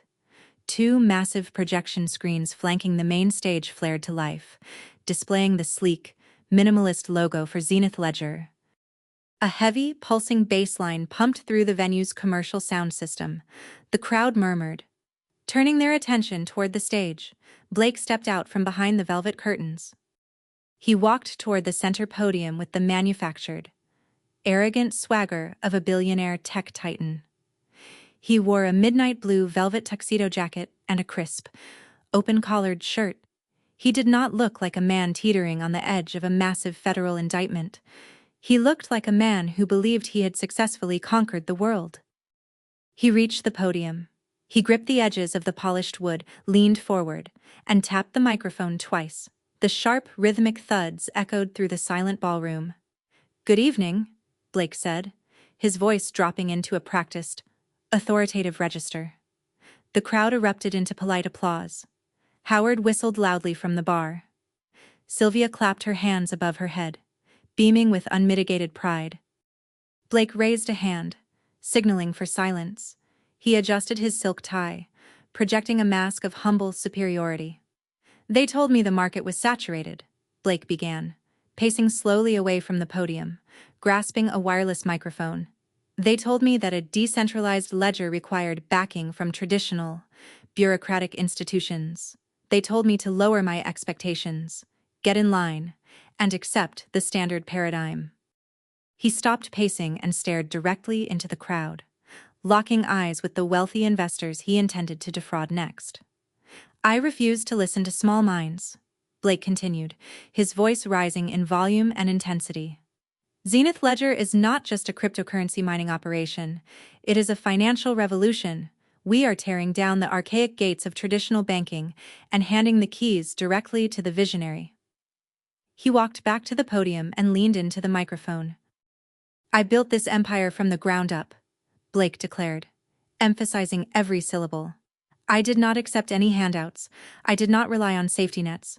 I spent countless, agonizing nights staring at code, engineering the cryptographic infrastructure that will power the next generation of global commerce. I sacrificed everything to stand on this stage tonight. He paused, letting the silence hang in the air, milking the dramatic tension. When you possess true genius, and when you combine that genius with an absolutely relentless, unapologetic work ethic, you do not need anyone else's help, Blake stated, his arrogant smirk reaching its absolute peak. You forge your own destiny. You take what belongs to you. The ballroom erupted. The investors cheered. Kendall blew him a kiss from the center of the room. Howard raised his scotch glass high into the air, toasting his son's fabricated independence. They applauded a thief. They cheered for a parasite who drained his parents' resources for 5 years. Forged digital signatures to steal $1.5 million, and utilized a stolen identity to fund the very stage he currently stood upon. He claimed he took what belonged to him, entirely oblivious to the reality that he had stolen from a principal cybersecurity architect. I stood in the shadows of the louvered doors, my fingers resting lightly against the cold metal casing of the encrypted tablet hidden inside my blazer. I listened to the applause wash over the ballroom. I watched Blake bask in the unearned adoration, inflating his narcissistic delusion to its absolute maximum capacity. The coiled spring had locked. The tension reached the point of structural failure. I turned away from the louvered doors and walked silently back down the service corridor, heading toward the main mahogany entrance to meet the federal execution team. I exited the shadowed service corridor and navigated the perimeter of the country club, circling toward the grand foyer. The biting winter wind whipped against my charcoal trousers, but my internal temperature remained entirely regulated. I approached the primary entrance. The valet stand stood abandoned. The heavy glass vestibule doors slid apart, granting me access to the heated, marble-floored lobby. Agent Wade waited adjacent to the coat check counter. He did not wear his standard FBI windbreaker. He wore a dark, tailored suit that effectively masked the ballistic vest and the holstered sidearm resting against his ribs. 6 plainclothes federal agents flanked him. They blended into the high society environment perfectly, disguised as private security or late-arriving investors. Only the coiled acoustic earpieces trailing down their necks and their rigid, hyper-vigilant postures betrayed their true operational capacity. I stopped 3 feet away from the supervisory special agent. The ambient noise from the grand ballroom bled through the thick mahogany double doors standing 10 yards away. Blake's voice echoed through the walls, amplified by the commercial sound system, continuing his fabricated monologue about self-made billionaires and relentless work ethics. Wade met my gaze. He did not offer a greeting. He simply delivered a curt, localized nod. I returned the gesture. The tactical handshake finalized. Wade raised 2 fingers, executing a silent command. The 6 federal agents splintered instantly. They moved with terrifying, synchronized fluidity. 2 agents broke toward the kitchen corridors, sealing the service exits. 2 agents marched toward the secondary emergency egress doors flanking the ballroom. Wade and the final 2 agents stacked up behind me, positioning themselves to secure the primary entry vector. The perimeter locked, the containment vessel sealed. Blake's $75,000 rented ballroom transformed into a federal holding cell. He just failed to realize the gates had closed. I turned my attention to the towering mahogany doors. I reached out, pressing my palms against the polished brass push plates. I applied strict, continuous pressure. The heavy wooden doors yielded, swinging inward on silent, oiled hinges. The brilliant, blinding light of the crystal chandeliers spilled into the dim foyer. I stepped across the threshold, crossing from the shadows into the blinding center of their fraudulent empire. Blake stood at the podium, gripping the wireless microphone.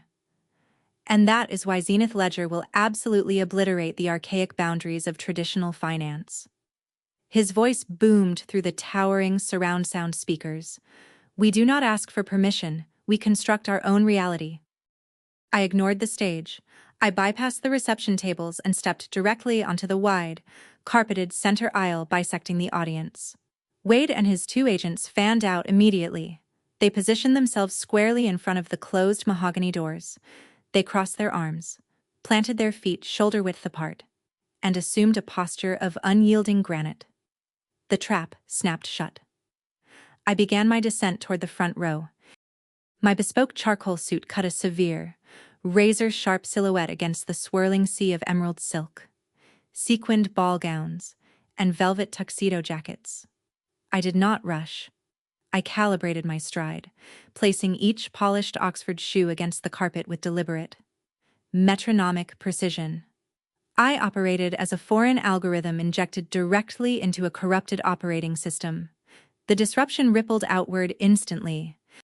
The investors occupying the rear tables turned their heads, their attention pulled from the stage by the anomaly in the center aisle. A woman in a silver dress leaned away as I passed. A venture capitalist frowned, lowering his champagne glass. The murmurs initiated as a low, localized hum and rapidly cascaded across the room, multiplying in volume as the wealthy elite registered my presence. I kept my spine perfectly aligned.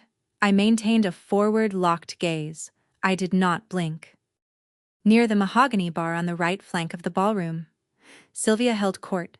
She laughed at a joke delivered by a local real estate developer. Her head thrown back, her diamond earrings catching the chandelier light. The shifting frequency of the room's ambient noise breached her concentration. She lowered her chin, tracking the gaze of the confused investors. Sylvia's eyes scanned the center aisle. They locked onto my face. The 60-year-old matriarch froze, her meticulously manufactured aristocratic facade shattered into 1,000 irreparable fragments. Her jaw dropped, slack and trembling. The muscles in her hand lost all structural integrity. The crystal champagne flute slipped through her manicured fingers. The glass plummeted, striking the polished marble perimeter surrounding the bar. The crystal detonated, exploding into a shower of sharp, glittering shrapnel. The expensive vintage champagne splashed across the stone, soaking the hem of her emerald gown. She did not look down. She did not attempt to brush the liquid from her dress. She stared at me, her chest heaving, her eyes wide with the sudden, paralyzing realization that the daughter she discarded had breached her fortress. Howard stood beside her, mid-sip of his 20-year-old scotch. The sound of the shattering crystal snapped his attention away from his sycophantic audience. He turned toward his wife, followed her terrified line of sight, and found me advancing down the aisle. The smug, patriarchal superiority drained from Howard's features, leaving behind a hollow, sickly pallor. He gripped his heavy Scotch glass until his knuckles turned entirely white, his brain desperately struggling to compute the variable. He knew he signed fraudulent commercial loan collateral. He knew he banned me from his life. My presence represented a catastrophic deviation from his controlled narrative. On the opposite side of the room, Kendall stood near the melting ice sculpture. She noticed the wave of turning heads.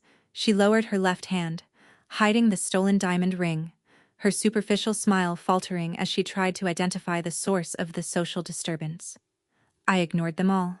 I continued my march, closing the distance to the main stage. The cascading silence finally reached the podium. Blake stood under the harsh glare of the spotlights. He raised his hand, preparing to deliver the culminating punchline of his fabricated entrepreneurial pitch. "We are the apex." His eyes swept across the front rows, expecting to find an audience hanging on his every syllable. Instead, he found hundreds of faces turned entirely away from him, staring toward the rear of the ballroom. Blake frowned, his brow furrowed in deep, arrogant irritation. He followed the collective gaze of his investors. His eyes found me. The wireless microphone emitted a sharp, agonizing screech of feedback as his hand twitched, dropping the device dangerously close to the podium's surface. The words died in his throat. The oxygen evacuated his lungs. The midnight blue velvet tuxedo suddenly looked like a cheap, suffocating costume. He gripped the edges of the wooden podium, his knuckles straining against the polished grain, locking his elbows to prevent his knees from buckling. He stared down at the woman he believed spent her days resetting passwords and untangling Ethernet cables. He stared at the sister whose social security number he stole, whose identity he hijacked, whose credit profile he leveraged for $1.5 million. He expected me to remain an invisible, helpless victim suffering in silence miles away. He never calculated that I would walk through the front doors of his defining moment, wearing a bespoke suit, flanked by federal agents sealing the perimeter. I reached the very front of the ballroom. A row of plush, reserved velvet chairs formed a semicircle directly beneath the lip of the stage, the VIP section. The seats intended for the high-level investors Blake intended to defraud next. I stopped directly in front of the center chair. I did not scream his name. I did not point an accusing finger. I did not throw a tantrum, flip a table, or demand the crowd's attention. Emotional outbursts surrender control. I operate strictly on data and execution. I unbuttoned the center closure of my charcoal blazer. I turned smoothly and lowered myself into the plush velvet chair. I crossed my right leg over my left, resting my ankle against my knee. I folded my hands together, resting them lightly on my lap. I leaned back, tilted my chin upward, and stared directly into Blake's terrified, bloodshot eyes. The silence inside the grand ballroom turned absolute. It transformed into an asphyxiating, physical weight pressing down on the crowd. The string quartet sat paralyzed, their bows hovering inches above their strings. The waiters froze, balancing their silver trays like statues. The wealthy investors held their breath, instinctively recognizing that the atmosphere had shifted from a celebratory gala into an active execution chamber. Blake's mouth opened, forming a silent, desperate syllable. A bead of cold sweat broke from his hairline, tracking a slow, agonizing path down his pale cheek. The spotlights suddenly looked like interrogation lamps. I held his gaze. I offered him a slight, microscopic tilt of my head. I sat in the front row, wrapped in silence, utilizing the heavy, suffocating tension to slowly crush his psychological architecture. I watched the fake billionaire drown on his own stage, waiting patiently for the exact moment to detonate the digital payload resting in my inner pocket. Blake stared down from the elevated platform. The spotlights beat against his shoulders. The ambient temperature of the room seemed to plummet. His chest hitched. The polished veneer of the tech visionary evaporated, leaving a hollow, cornered fraud. He gripped the wireless microphone. The plastic casing trembled against his palm. He swallowed heavily, his Adam's apple bobbing above the knot of his silk tie. He needed to reassert dominance. He needed to control the narrative before the silence asphyxiated his launch gala. He raised the microphone to his mouth. A sharp, erratic breath echoed through the towering speakers. "Security," Blake stammered, his vocal cords restricted, stripping the bass from his register. He cleared his throat, forcing a harsh, grating laugh into the microphone. He pointed a shaking index finger directly at my chest. "Security, please remove this trespasser." The country club guards hesitated. They stood near the velvet ropes, exchanging uncertain glances. They pivoted their heads toward the plainclothes federal agents anchoring the exits. Agent Wade and his team remained statues carved from granite. They did not flinch. They did not step forward to assist. They held the perimeter, allowing the execution to proceed. Blake watched the guards falter. Panic seized his features. He gripped the edges of the wooden podium, leaning his body weight against the structure to prevent his knees from buckling. He pivoted his strategy, retreating to the familiar, toxic playbook his parents utilized for decades.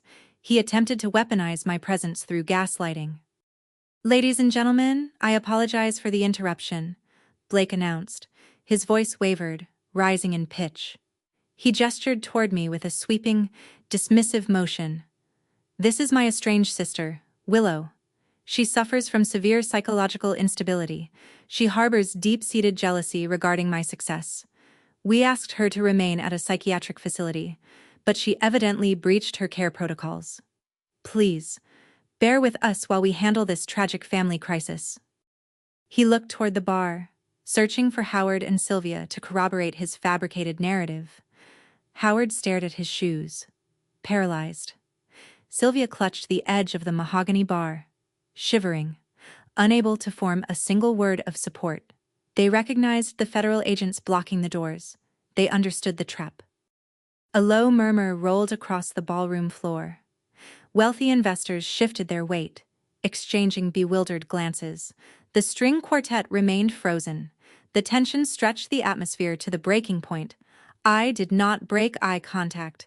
I did not raise my voice to defend my sanity. Arguing with a manipulator on their designated stage grants them equal footing.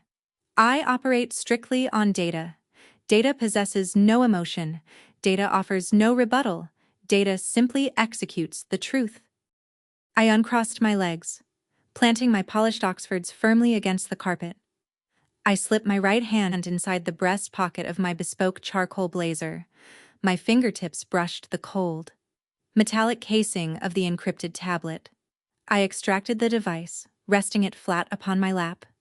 The screen illuminated, casting a faint blue glow against my torso. The automated presentation sequencer waited on the display. A single green icon hovered in the center of the screen. I tapped the glass. The customized executable script bypassed the local network firewall in a fraction of a millisecond. The code breached the audiovisual routing receiver suspended in the projection booth. It overrode the active input channel, severed the connection to Blake's presentation laptop, and locked the video feed directly to my tablet. The massive dual screens flanking the main stage flickered violently. The sleek, minimalist Zenith Ledger logo evaporated. A burst of harsh static flashed across the canvas, instantly replaced by a high-definition document. The projection stretched 10 feet tall, towering over Blake's shoulders. The crowd gasped. The sound ripped through the silence. A collective intake of breath from hundreds of attendees. Blake spun around, his velvet tuxedo catching the glare of the projection. He craned his neck, staring up at the screen. The blood drained entirely from his face. The document displayed the finalized commercial venture loan application. The bank's header dominated the top margin. The principal amount occupied the center of the screen. Magnified for absolute clarity, $1.5 million. The receiving corporate entity listed Zenith Ledger. The primary guarantor listed my full legal name. I programmed the sequencer for an 8-second interval. The pause forced the audience to digest the financial gravity before advancing to the structural mechanics of the crime. The investors squinted, reading the text. Venture capitalists possess deep familiarity with commercial lending documents. They recognized the binding legal architecture hovering above the stage. "Turn it off!" Blake shrieked, dropping his fabricated composure. He waved his arms frantically at the sound booth positioned at the rear of the ballroom. "Cut the feed, unplug the projectors." 2 technicians scrambled over their soundboards, punching buttons and ripping cables from their control ports. The projectors remained active. My priority override script crushed their manual inputs, rejecting every command and maintaining absolute dominance over the hardware. The slide advanced. The screens displayed a split view. On the left side, a magnified image of the primary guarantor signature block highlighted the forged digital ink spelling my name. On the right side, the raw biometric telemetry and Internet Protocol logs populated the canvas. A bright red line connected the submission timestamp to a satellite image of my parents' suburban home. A text overlay spelled out the technical translation. The signature originated from Blake's laptop, connected to Howard and Sylvia's router. 30 minutes after my parents signed the collateral agreements. The murmurs transformed into sharp, audible exclamations. The investors absorbed the digital fingerprints. They realized they were not attending a startup launch. They were witnessing a live autopsy of massive bank fraud. Blake lunged toward the projection screen, as if he could physically shield the data with his body. His shadow cast a frantic, flailing silhouette against the undeniable evidence of his felony. The 8-second timer expired. The slide advanced. The screens shifted to the Delaware Shell Company ledger. The columns displayed the inbound deposit of $1.5 million. A bold, crimson graphic isolated the infrastructure expenditures. The number stood at 0. No servers, no development payroll, no cryptographic auditing. The graphic transitioned to the outbound wire transfers. The screen detailed the rapid, reckless hemorrhage of the stolen capital. The slide advanced again, weaving the financial data directly into their public arrogance. The projection displayed a wire transfer receipt for $180,000, routed to the luxury electric vehicle dealership. Beside the receipt, a high-resolution screenshot materialized. The image featured Kendall standing between the matching black sedans, holding the keys, bragging about her visionary CEO. The crowd pivoted their heads, tracking Kendall near the ice sculpture. The slide advanced. A receipt for $35,000 wired to a Swiss horology importer appeared next to Blake's social media upload. The photograph showcased the platinum chronograph strapped to his wrist, accompanied by his caption boasting about his relentless grind in the trenches. The slide advanced. A receipt for $75,000 populated the screen. The destination listed the Oak Ridge Country Club. The memo line read, "Zenith Ledger Launch Gala." The investors looked around the room. They looked at the crystal chandeliers, the towering floral arrangements, the string quartet, and the vintage champagne resting in their glasses. The reality slammed into their consciousness. They stood inside a crime scene. A stolen identity funded the very floor they occupied. The final slide rotated onto the screens. The extortion email Blake transmitted across state lines dominated the canvas. The text detailed his demand for a $200,000 settlement under the threat of fabricated corporate espionage charges. Beneath the email, a bold red overlay cited the specific federal penal codes for wire fraud, aggravated identity theft, and interstate extortion. The automated sequence terminated. The extortion email locked onto the screens, a permanent digital monument to his absolute destruction. Blake stopped waving his arms. The frantic, manic energy evaporated from his muscles. His arms dropped heavily to his sides. The microphone slipped through his trembling fingers. It plummeted to the stage, striking the hardwood floor with a deafening, percussive crack that reverberated through the towering speakers. He fell to his knees. The velvet tuxedo crumpled against the floorboards. He bowed his head, staring blankly at the polished wood. He did not cry. He did not scream. His psychological architecture collapsed completely under the crushing weight of the raw data. The grand ballroom plunged into a suffocating, absolute silence. No one murmured. No one moved. The wealthy elite, the real estate developers, and the venture capitalists stared at the broken man on the stage. The illusion shattered into unrecoverable fragments. The raw data executed his reputation, eradicated his future, and secured the federal snare around his throat. I sat in the front row, holding my tablet. I did not smile. The execution met my exact operational parameters. The silence inside the grand ballroom held for exactly 15 seconds before the social architecture collapsed. Venture capitalists, individuals who spend their lives dissecting risk, auditing ledgers, and evaluating liability, processed the raw data radiating from the dual projection screens. The extortion email hovered above the stage, casting a harsh, artificial glow over the audience. The realization rippled outward, transforming the atmosphere from hushed shock into volatile, kinetic hostility. A local real estate magnate standing near the front row scoffed, dropping his crystal champagne flute onto a passing waiter's silver tray.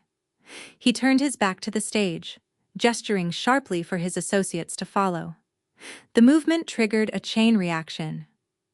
The wealthy elite, the individuals Blake desperately courted to validate his manufactured existence, physically recoiled. They stepped backward, widening the perimeter around the center aisle, instinctively distancing themselves from the epicenter of a massive federal felony.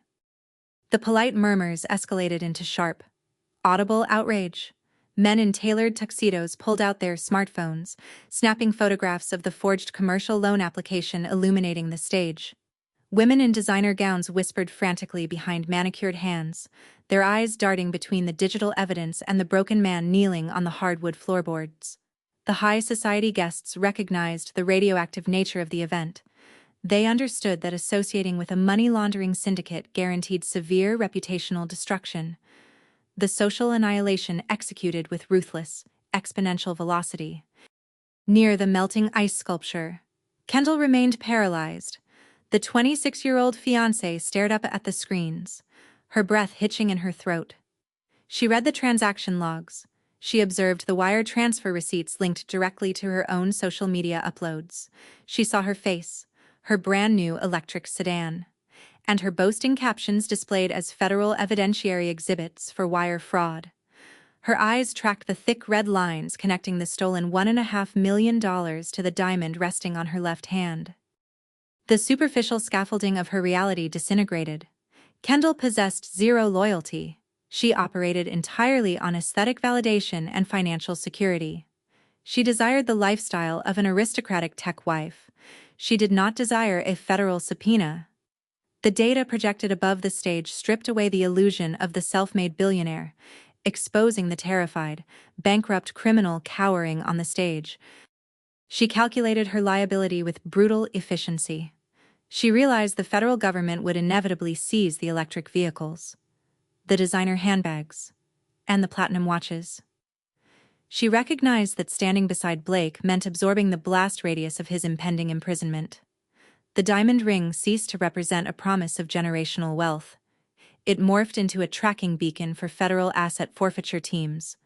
Her survival instincts engaged, overriding her manufactured affection. Kendall lowered her hand. The massive, $35,000 diamond suddenly felt like a shackle biting into her skin. She did not weep. She did not rush to the stage to comfort her fiancé. Her features hardened into a mask of pure, unadulterated self-preservation. She gripped the platinum band between her thumb and index finger. She pulled. The ring slid over her knuckle. She marched toward the stage, her designer heels clicking sharply against the polished marble floor. The crowd parted, allowing her unobstructed access to the platform. Blake lifted his heavy head, his bloodshot eyes locking onto her approaching figure. He reached out a trembling hand, seeking a lifeline, searching for a single ally in a room rapidly turning hostile. Kendall stopped at the edge of the stage. She drew her arm back and threw the diamond ring with violent, precision force. The heavy platinum band struck Blake squarely in the center of his chest. The jewelry bounced off his velvet lapel and clattered against the wooden floorboards, rolling aimlessly toward the edge of the platform. She did not utter a single syllable. She did not demand an explanation or offer a tearful goodbye.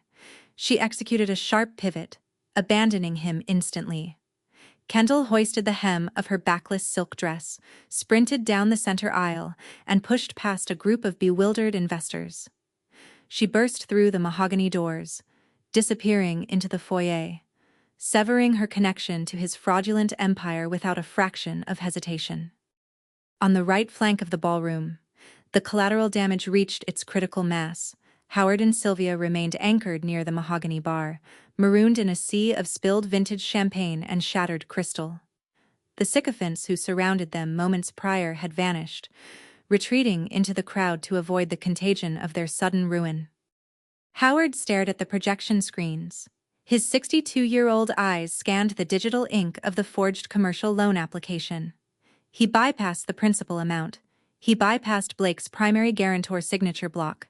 His gaze locked onto the secondary section of the document, resting near the bottom margin. The text displayed his own name. Howard read his wife's name directly below his own. The red brackets highlighting the section labeled them as secondary guarantors. The digital biometric telemetry confirmed the signatures originated from their suburban router, finalizing the agreement 30 minutes prior to Blake's final submission. The mathematical equation finalized in his brain, bypassing his financial incompetence and triggering raw, primal panic. They signed the documents. They authorized the loan. They bound their physical assets to Blake's non-existent corporate entity. The bank required collateral to underwrite $1.5 million in capital. Howard remembered clicking the digital checkboxes on his tablet in his home office. He remembered pledging the deed to their suburban property to secure his son's seed funding, entirely trusting the delusion of Zenith Ledger. He looked at the Delaware Shell Company ledger projected above the stage. The balance sat at zero. Blake exhausted the capital. Zenith Ledger generated no revenue to service the massive debt. The bank possessed the legal authority to trigger a default protocol. The financial institution would execute a lien, foreclose on the property, and seize their home to recover the stolen funds. Howard's chest constricted. The bespoke tuxedo tightened around his ribs, suffocating his lungs. He reached out, grabbing the edge of the heavy mahogany bar to prevent his legs from collapsing beneath his weight. He realized they were legally tied to a 7-figure fraudulent debt. They were entirely, permanently bankrupt. The suburban house, the vehicles, the retirement accounts, the commercial bank would consume it all to satisfy the deficit. Sylvia processed the reality a fraction of a second later. She stared at the screen, her eyes wide, tracking the flow of the stolen capital. She watched the projection cycle back to the social media screenshot featuring her own boastful caption. She saw her public confession of generational wealth displayed as a monument to her profound greed. The 60-year-old matriarch understood that her aristocratic social standing was utterly obliterated. She could never return to her country club circle. She could never host another dinner party. She was the mother of a federal criminal, and she was an active co-conspirator in a massive financial fraud. Her knees buckled. The emerald gown crumpled against the floor as Sylvia collapsed. She landed in the puddle of spilled champagne, the liquid soaking through the expensive fabric, ruining the garment. She clutched her head, her fingers digging into her meticulously styled hair, and unleashed a ragged, guttural wail. The sound tore through the ballroom, a wretched, high-pitched noise stripped of all dignity and pretense. Howard dropped his heavy Scotch glass. The crystal hit the floor, rolling aimlessly away from his polished shoes. He slumped against the bar, his jaw hanging slack. The illusion they maintained for decades, the facade of superiority. The unearned entitlement, the relentless suppression of their daughter to elevate their parasitic son, shattered into dust. They traded their entire future for a fleeting taste of stolen luxury, and the bill had officially arrived. I remained seated in the front row, holding my encrypted tablet. I observed the frantic crowd, the fleeing fiancé, and the weeping parents. I watched the fake billionaire kneel on the stage, entirely abandoned by the people who worshipped his stolen money, the social annihilation executed flawlessly, preparing the ground for the final federal strike. The social vacuum inside the grand ballroom maintained its asphyxiating grip. The dual projection screens bathed the main stage in a harsh, artificial glare, burning the extortion demand into the retinas of the wealthy investors. Blake remained kneeling on the hardwood floorboards, a broken silhouette dwarfed by the digital evidence of his own felonies. He stared blankly at the discarded platinum diamond ring resting inches from his knee. Unable to process the total collapse of his fabricated empire, the string quartet remained paralyzed on their elevated platform, their bows hovering uselessly over their instruments. The waiters stood anchored to the marble floor, balancing silver trays of vintage champagne that no one desired to drink. At the rear of the venue, the heavy mahogany double doors swung inward, the solid brass hinges emitted a low, sustained groan, slicing through the absolute silence. Supervisory Special Agent Wade crossed the threshold. He discarded his role as a passive spectator.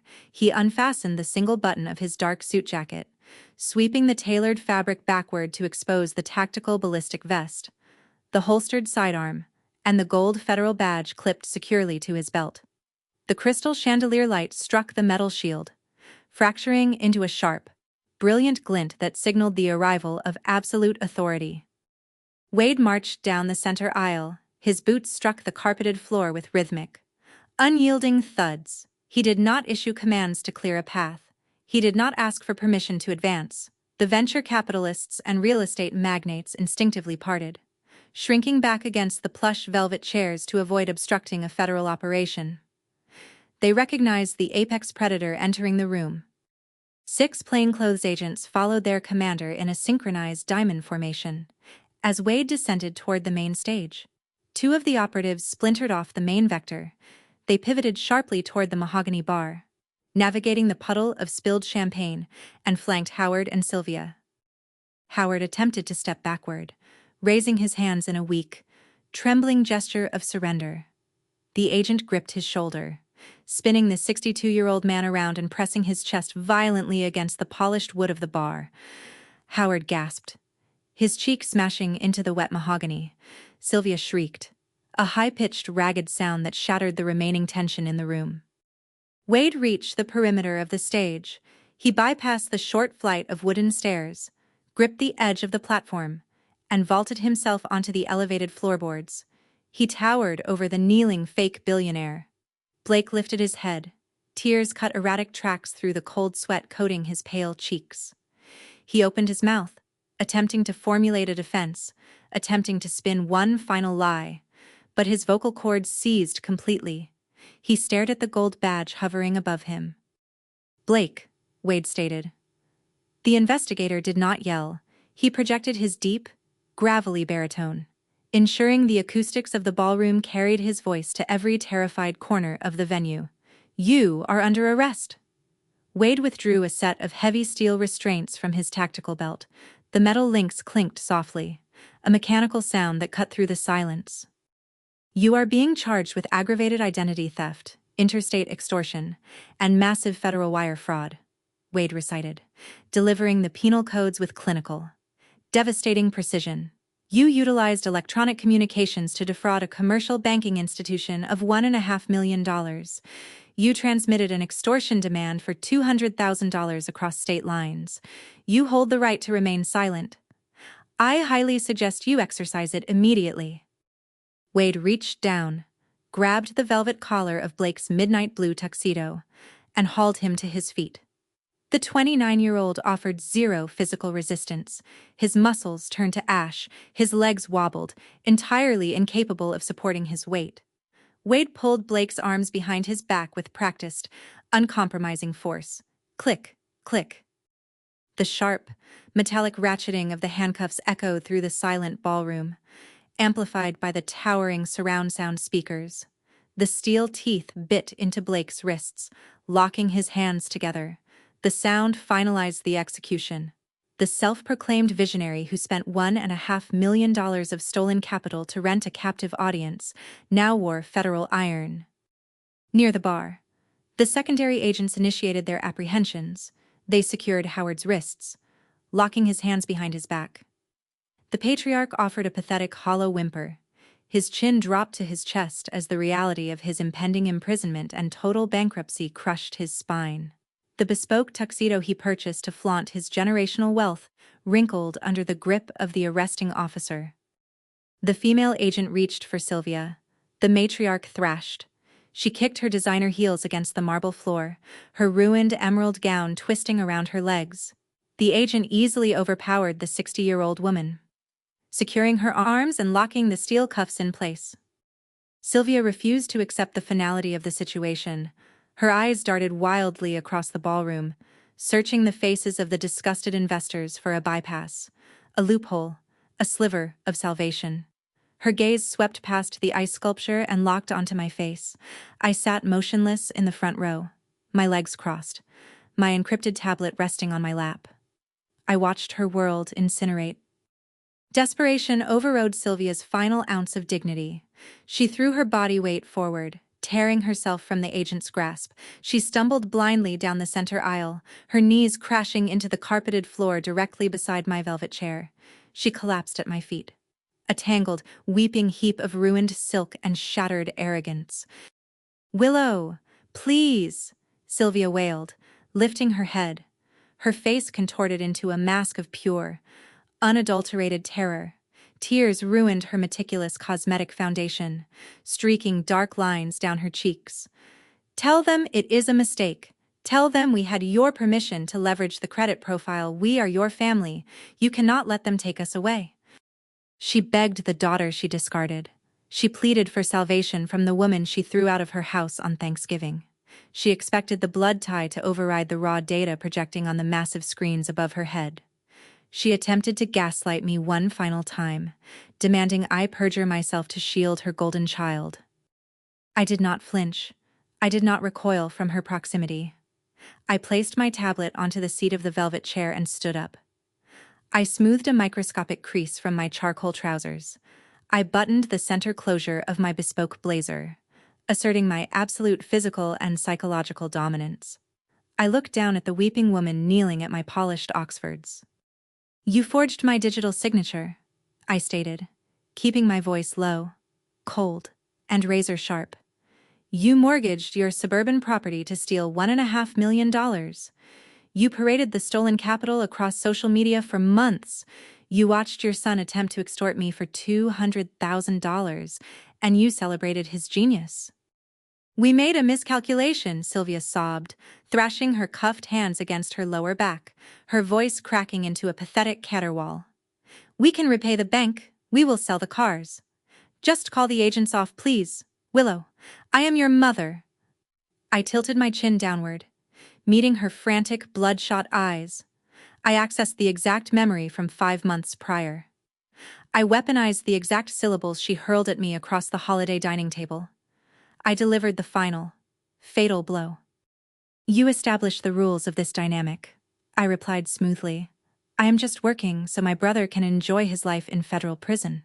The color evacuated Sylvia's face, the breath stalled in her lungs. The sheer, unmitigated finality of the statement severed her final tether to hope. She realized I possessed zero mercy. She understood the execution was absolute, and the perimeter held 0 exits. The female agent arrived, grabbing Sylvia by the shoulders and hoisting her off the carpet. Sylvia went limp, her sobbing devolving into a hollow, breathless wheeze.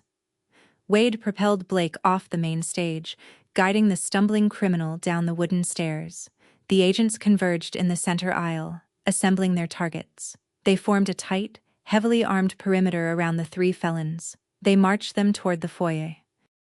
The wealthy investors, the real estate magnates, and the minor venture capitalists pulled out their smartphones. Hundreds of camera lenses tracked the procession. The flashbulbs erupted, casting erratic, strobe-like bursts of white light across the terrified faces of my family. They wanted a highly publicized launch gala. They received a globally documented perp walk. Blake shuffled forward, his chin buried against his chest, completely broken, weeping silently as the cameras captured his destruction. Howard stumbled blindly, sobbing openly in front of his elite peers, his aristocratic facade entirely eradicated. Sylvia dragged her feet, a ruined, bankrupt matriarch exiting her rented kingdom in steel chains. The heavy mahogany doors slammed shut behind them, severing their presence from the grand ballroom. The federal execution concluded. The stage stood empty, illuminated only by the projected evidence of their total annihilation. 6 months dissolved into the archive. The suffocating winter chill that framed the Zenith Ledger launch gala surrendered to the oppressive, sweltering heat of late August. I did not spend the intervening seasons hiding in my modest apartment. I elevated my position. I currently sit on the sprawling, wrap-around terrace of my newly acquired penthouse, suspended 40 floors above the financial district. The city sprawls beneath me, a grid of illuminated arteries pulsing with commerce and kinetic energy. I rest my encrypted tablet against my crossed knees, analyzing the quarterly risk assessment reports for my firm. The data cascades across the screen, pristine, balanced, and entirely devoid of corruption. I lift a crystal glass of ice water, taking a slow sip. The ambient city light fractures through the ice. The profound contrast between my current altitude and the subterranean reality my biological family now occupies provides a deep, clinical satisfaction. The ledger balanced flawlessly. The federal justice system does not operate with the dramatic pacing of a television broadcast. It functions as a massive, unrelenting industrial grinder. Following the arrests at the Oak Ridge Country Club, the Federal Bureau of Investigation transported Blake, Howard, and Sylvia to a maximum security holding facility. They spent their initial weekend sleeping on rigid steel cots, stripped of their tailored velvet tuxedo jackets and emerald silk gowns, issued standard, coarse detention uniforms. Blake attempted to deploy his manufactured charisma during his initial interrogations. He demanded high-profile defense attorneys. He attempted to weave a convoluted narrative, claiming a bureaucratic misunderstanding regarding the commercial loan collateral. Agent Wade dismantled the illusion in 3 minutes. Wade slid the printed transcripts of the Internet Protocol logs across the stainless steel interrogation table. He played the surveillance footage captured during the gala. He presented the digital forensics detailing the forged signatures and the subsequent wire transfers routing the stolen $1.5 million to the luxury electric vehicle dealerships and the Swiss horology importers. Faced with absolute, mathematically unassailable proof, Blake's expensive defense counsel immediately recognized the futility of a trial. They advised immediate capitulation. Blake shattered. The arrogant, self-proclaimed visionary who commanded the podium at the country club crumbled into a weeping, hyperventilating shell. He buried his face in his manacled hands, sobbing against the cold metal table. He signed a comprehensive plea agreement, fully confessing to aggravated identity theft, massive commercial wire fraud, and interstate extortion. The sentencing hearing occurred in a sterile, wood-paneled federal courtroom. I sat in the rear gallery, wearing my bespoke charcoal suit, maintaining absolute silence as the judge delivered the execution order. The federal prosecutor stood before the bench, reading the timeline of Blake's theft into the official record. The prosecutor detailed how Blake utilized his own sister's pristine credit profile to engineer the loan, leaving her exposed to total financial ruin. The judge looked down from the elevated platform, his expression hardening. The magistrate cited Blake's staggering lack of remorse, his predatory manipulation of his own sibling, and his reckless, narcissistic expenditure of stolen commercial capital. The wooden gavel struck the sounding block with a sharp, echoing crack. The judge handed down an 8-year sentence in a medium-security federal penitentiary. Federal sentencing mandates require offenders to serve a minimum of 85% of their time. Blake traded his platinum chronograph and his downtown loft for a concrete cell, a stainless steel toilet, and nearly a decade of absolute isolation. United States Marshals secured his wrists and escorted him through the side door. He dragged his feet, his shoulders slumped, his fabricated legacy eradicated. Howard and Sylvia faced a different, yet equally devastating, annihilation. The federal prosecutors declined to pursue maximum prison sentences for the matriarch and patriarch, opting instead to dismantle their existence through complete financial obliteration. Howard and Sylvia willingly signed the secondary guarantor agreements. They legally pledged their suburban home as collateral for the fraudulent loan. The commercial bank executed their retrieval protocols with ruthless, algorithmic efficiency. The financial institution triggered an immediate default. The bank dispatched recovery agents to seize the physical assets. I monitored the foreclosure proceedings through public legal registries. 2 county sheriff deputies arrived at the sprawling suburban property. They marched up the manicured walkway and bolted a neon-colored eviction notice directly to the front door. Howard and Sylvia received exactly 14 days to vacate the premises. The bank did not stop at simply seizing the physical property. They dispatched liquidation crews. I watched the live feeds of the estate auction online. Auctioneers cataloged Sylvia's antique furniture, her crystal wine glasses, and Howard's expensive golf clubs. They sold the items to the highest bidder to recoup the stolen capital. Neighbors stood on their manicured lawns, watching the moving trucks haul away the remnants of my parents' fabricated dynasty. The public humiliation they desperately feared materialized right in their front yard. Federal asset forfeiture teams impounded the luxury electric vehicles purchased with the stolen capital. The bank liquidated the suburban property at a public auction, absorbing the equity to satisfy a fraction of the massive debt. My parents lost their home, their vehicles, and their entire retirement portfolios. The bankruptcy courts stripped them of their remaining dignity, leaving them entirely destitute. They currently reside on the extreme outskirts of the city, occupying a cramped, 2-bedroom apartment in a decaying, low-income complex. The transition destroyed their psychological architecture. Sylvia no longer hosts lavish dinner parties. She navigates the aisles of discount grocery stores, clutching a plastic basket, clipping paper coupons. She wears outdated, faded clothing, her aristocratic arrogance ground into dust by the harsh, daily reality of poverty. She attempts to leverage her old social standing with the cashiers, expecting deference. But she receives only blank, irritated stares. Howard no longer pours 20-year-old scotch for local real estate developers. He accepted a minimum wage retail position at a massive home improvement warehouse. He dons a synthetic polyester vest.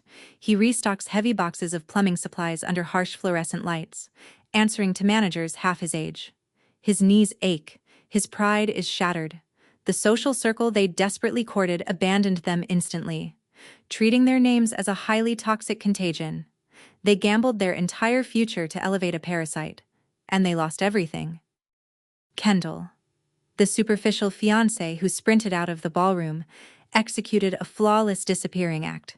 She hired specialized legal counsel, surrendered the $35,000 diamond ring to the federal authorities, and actively cooperated with the investigation to secure full immunity.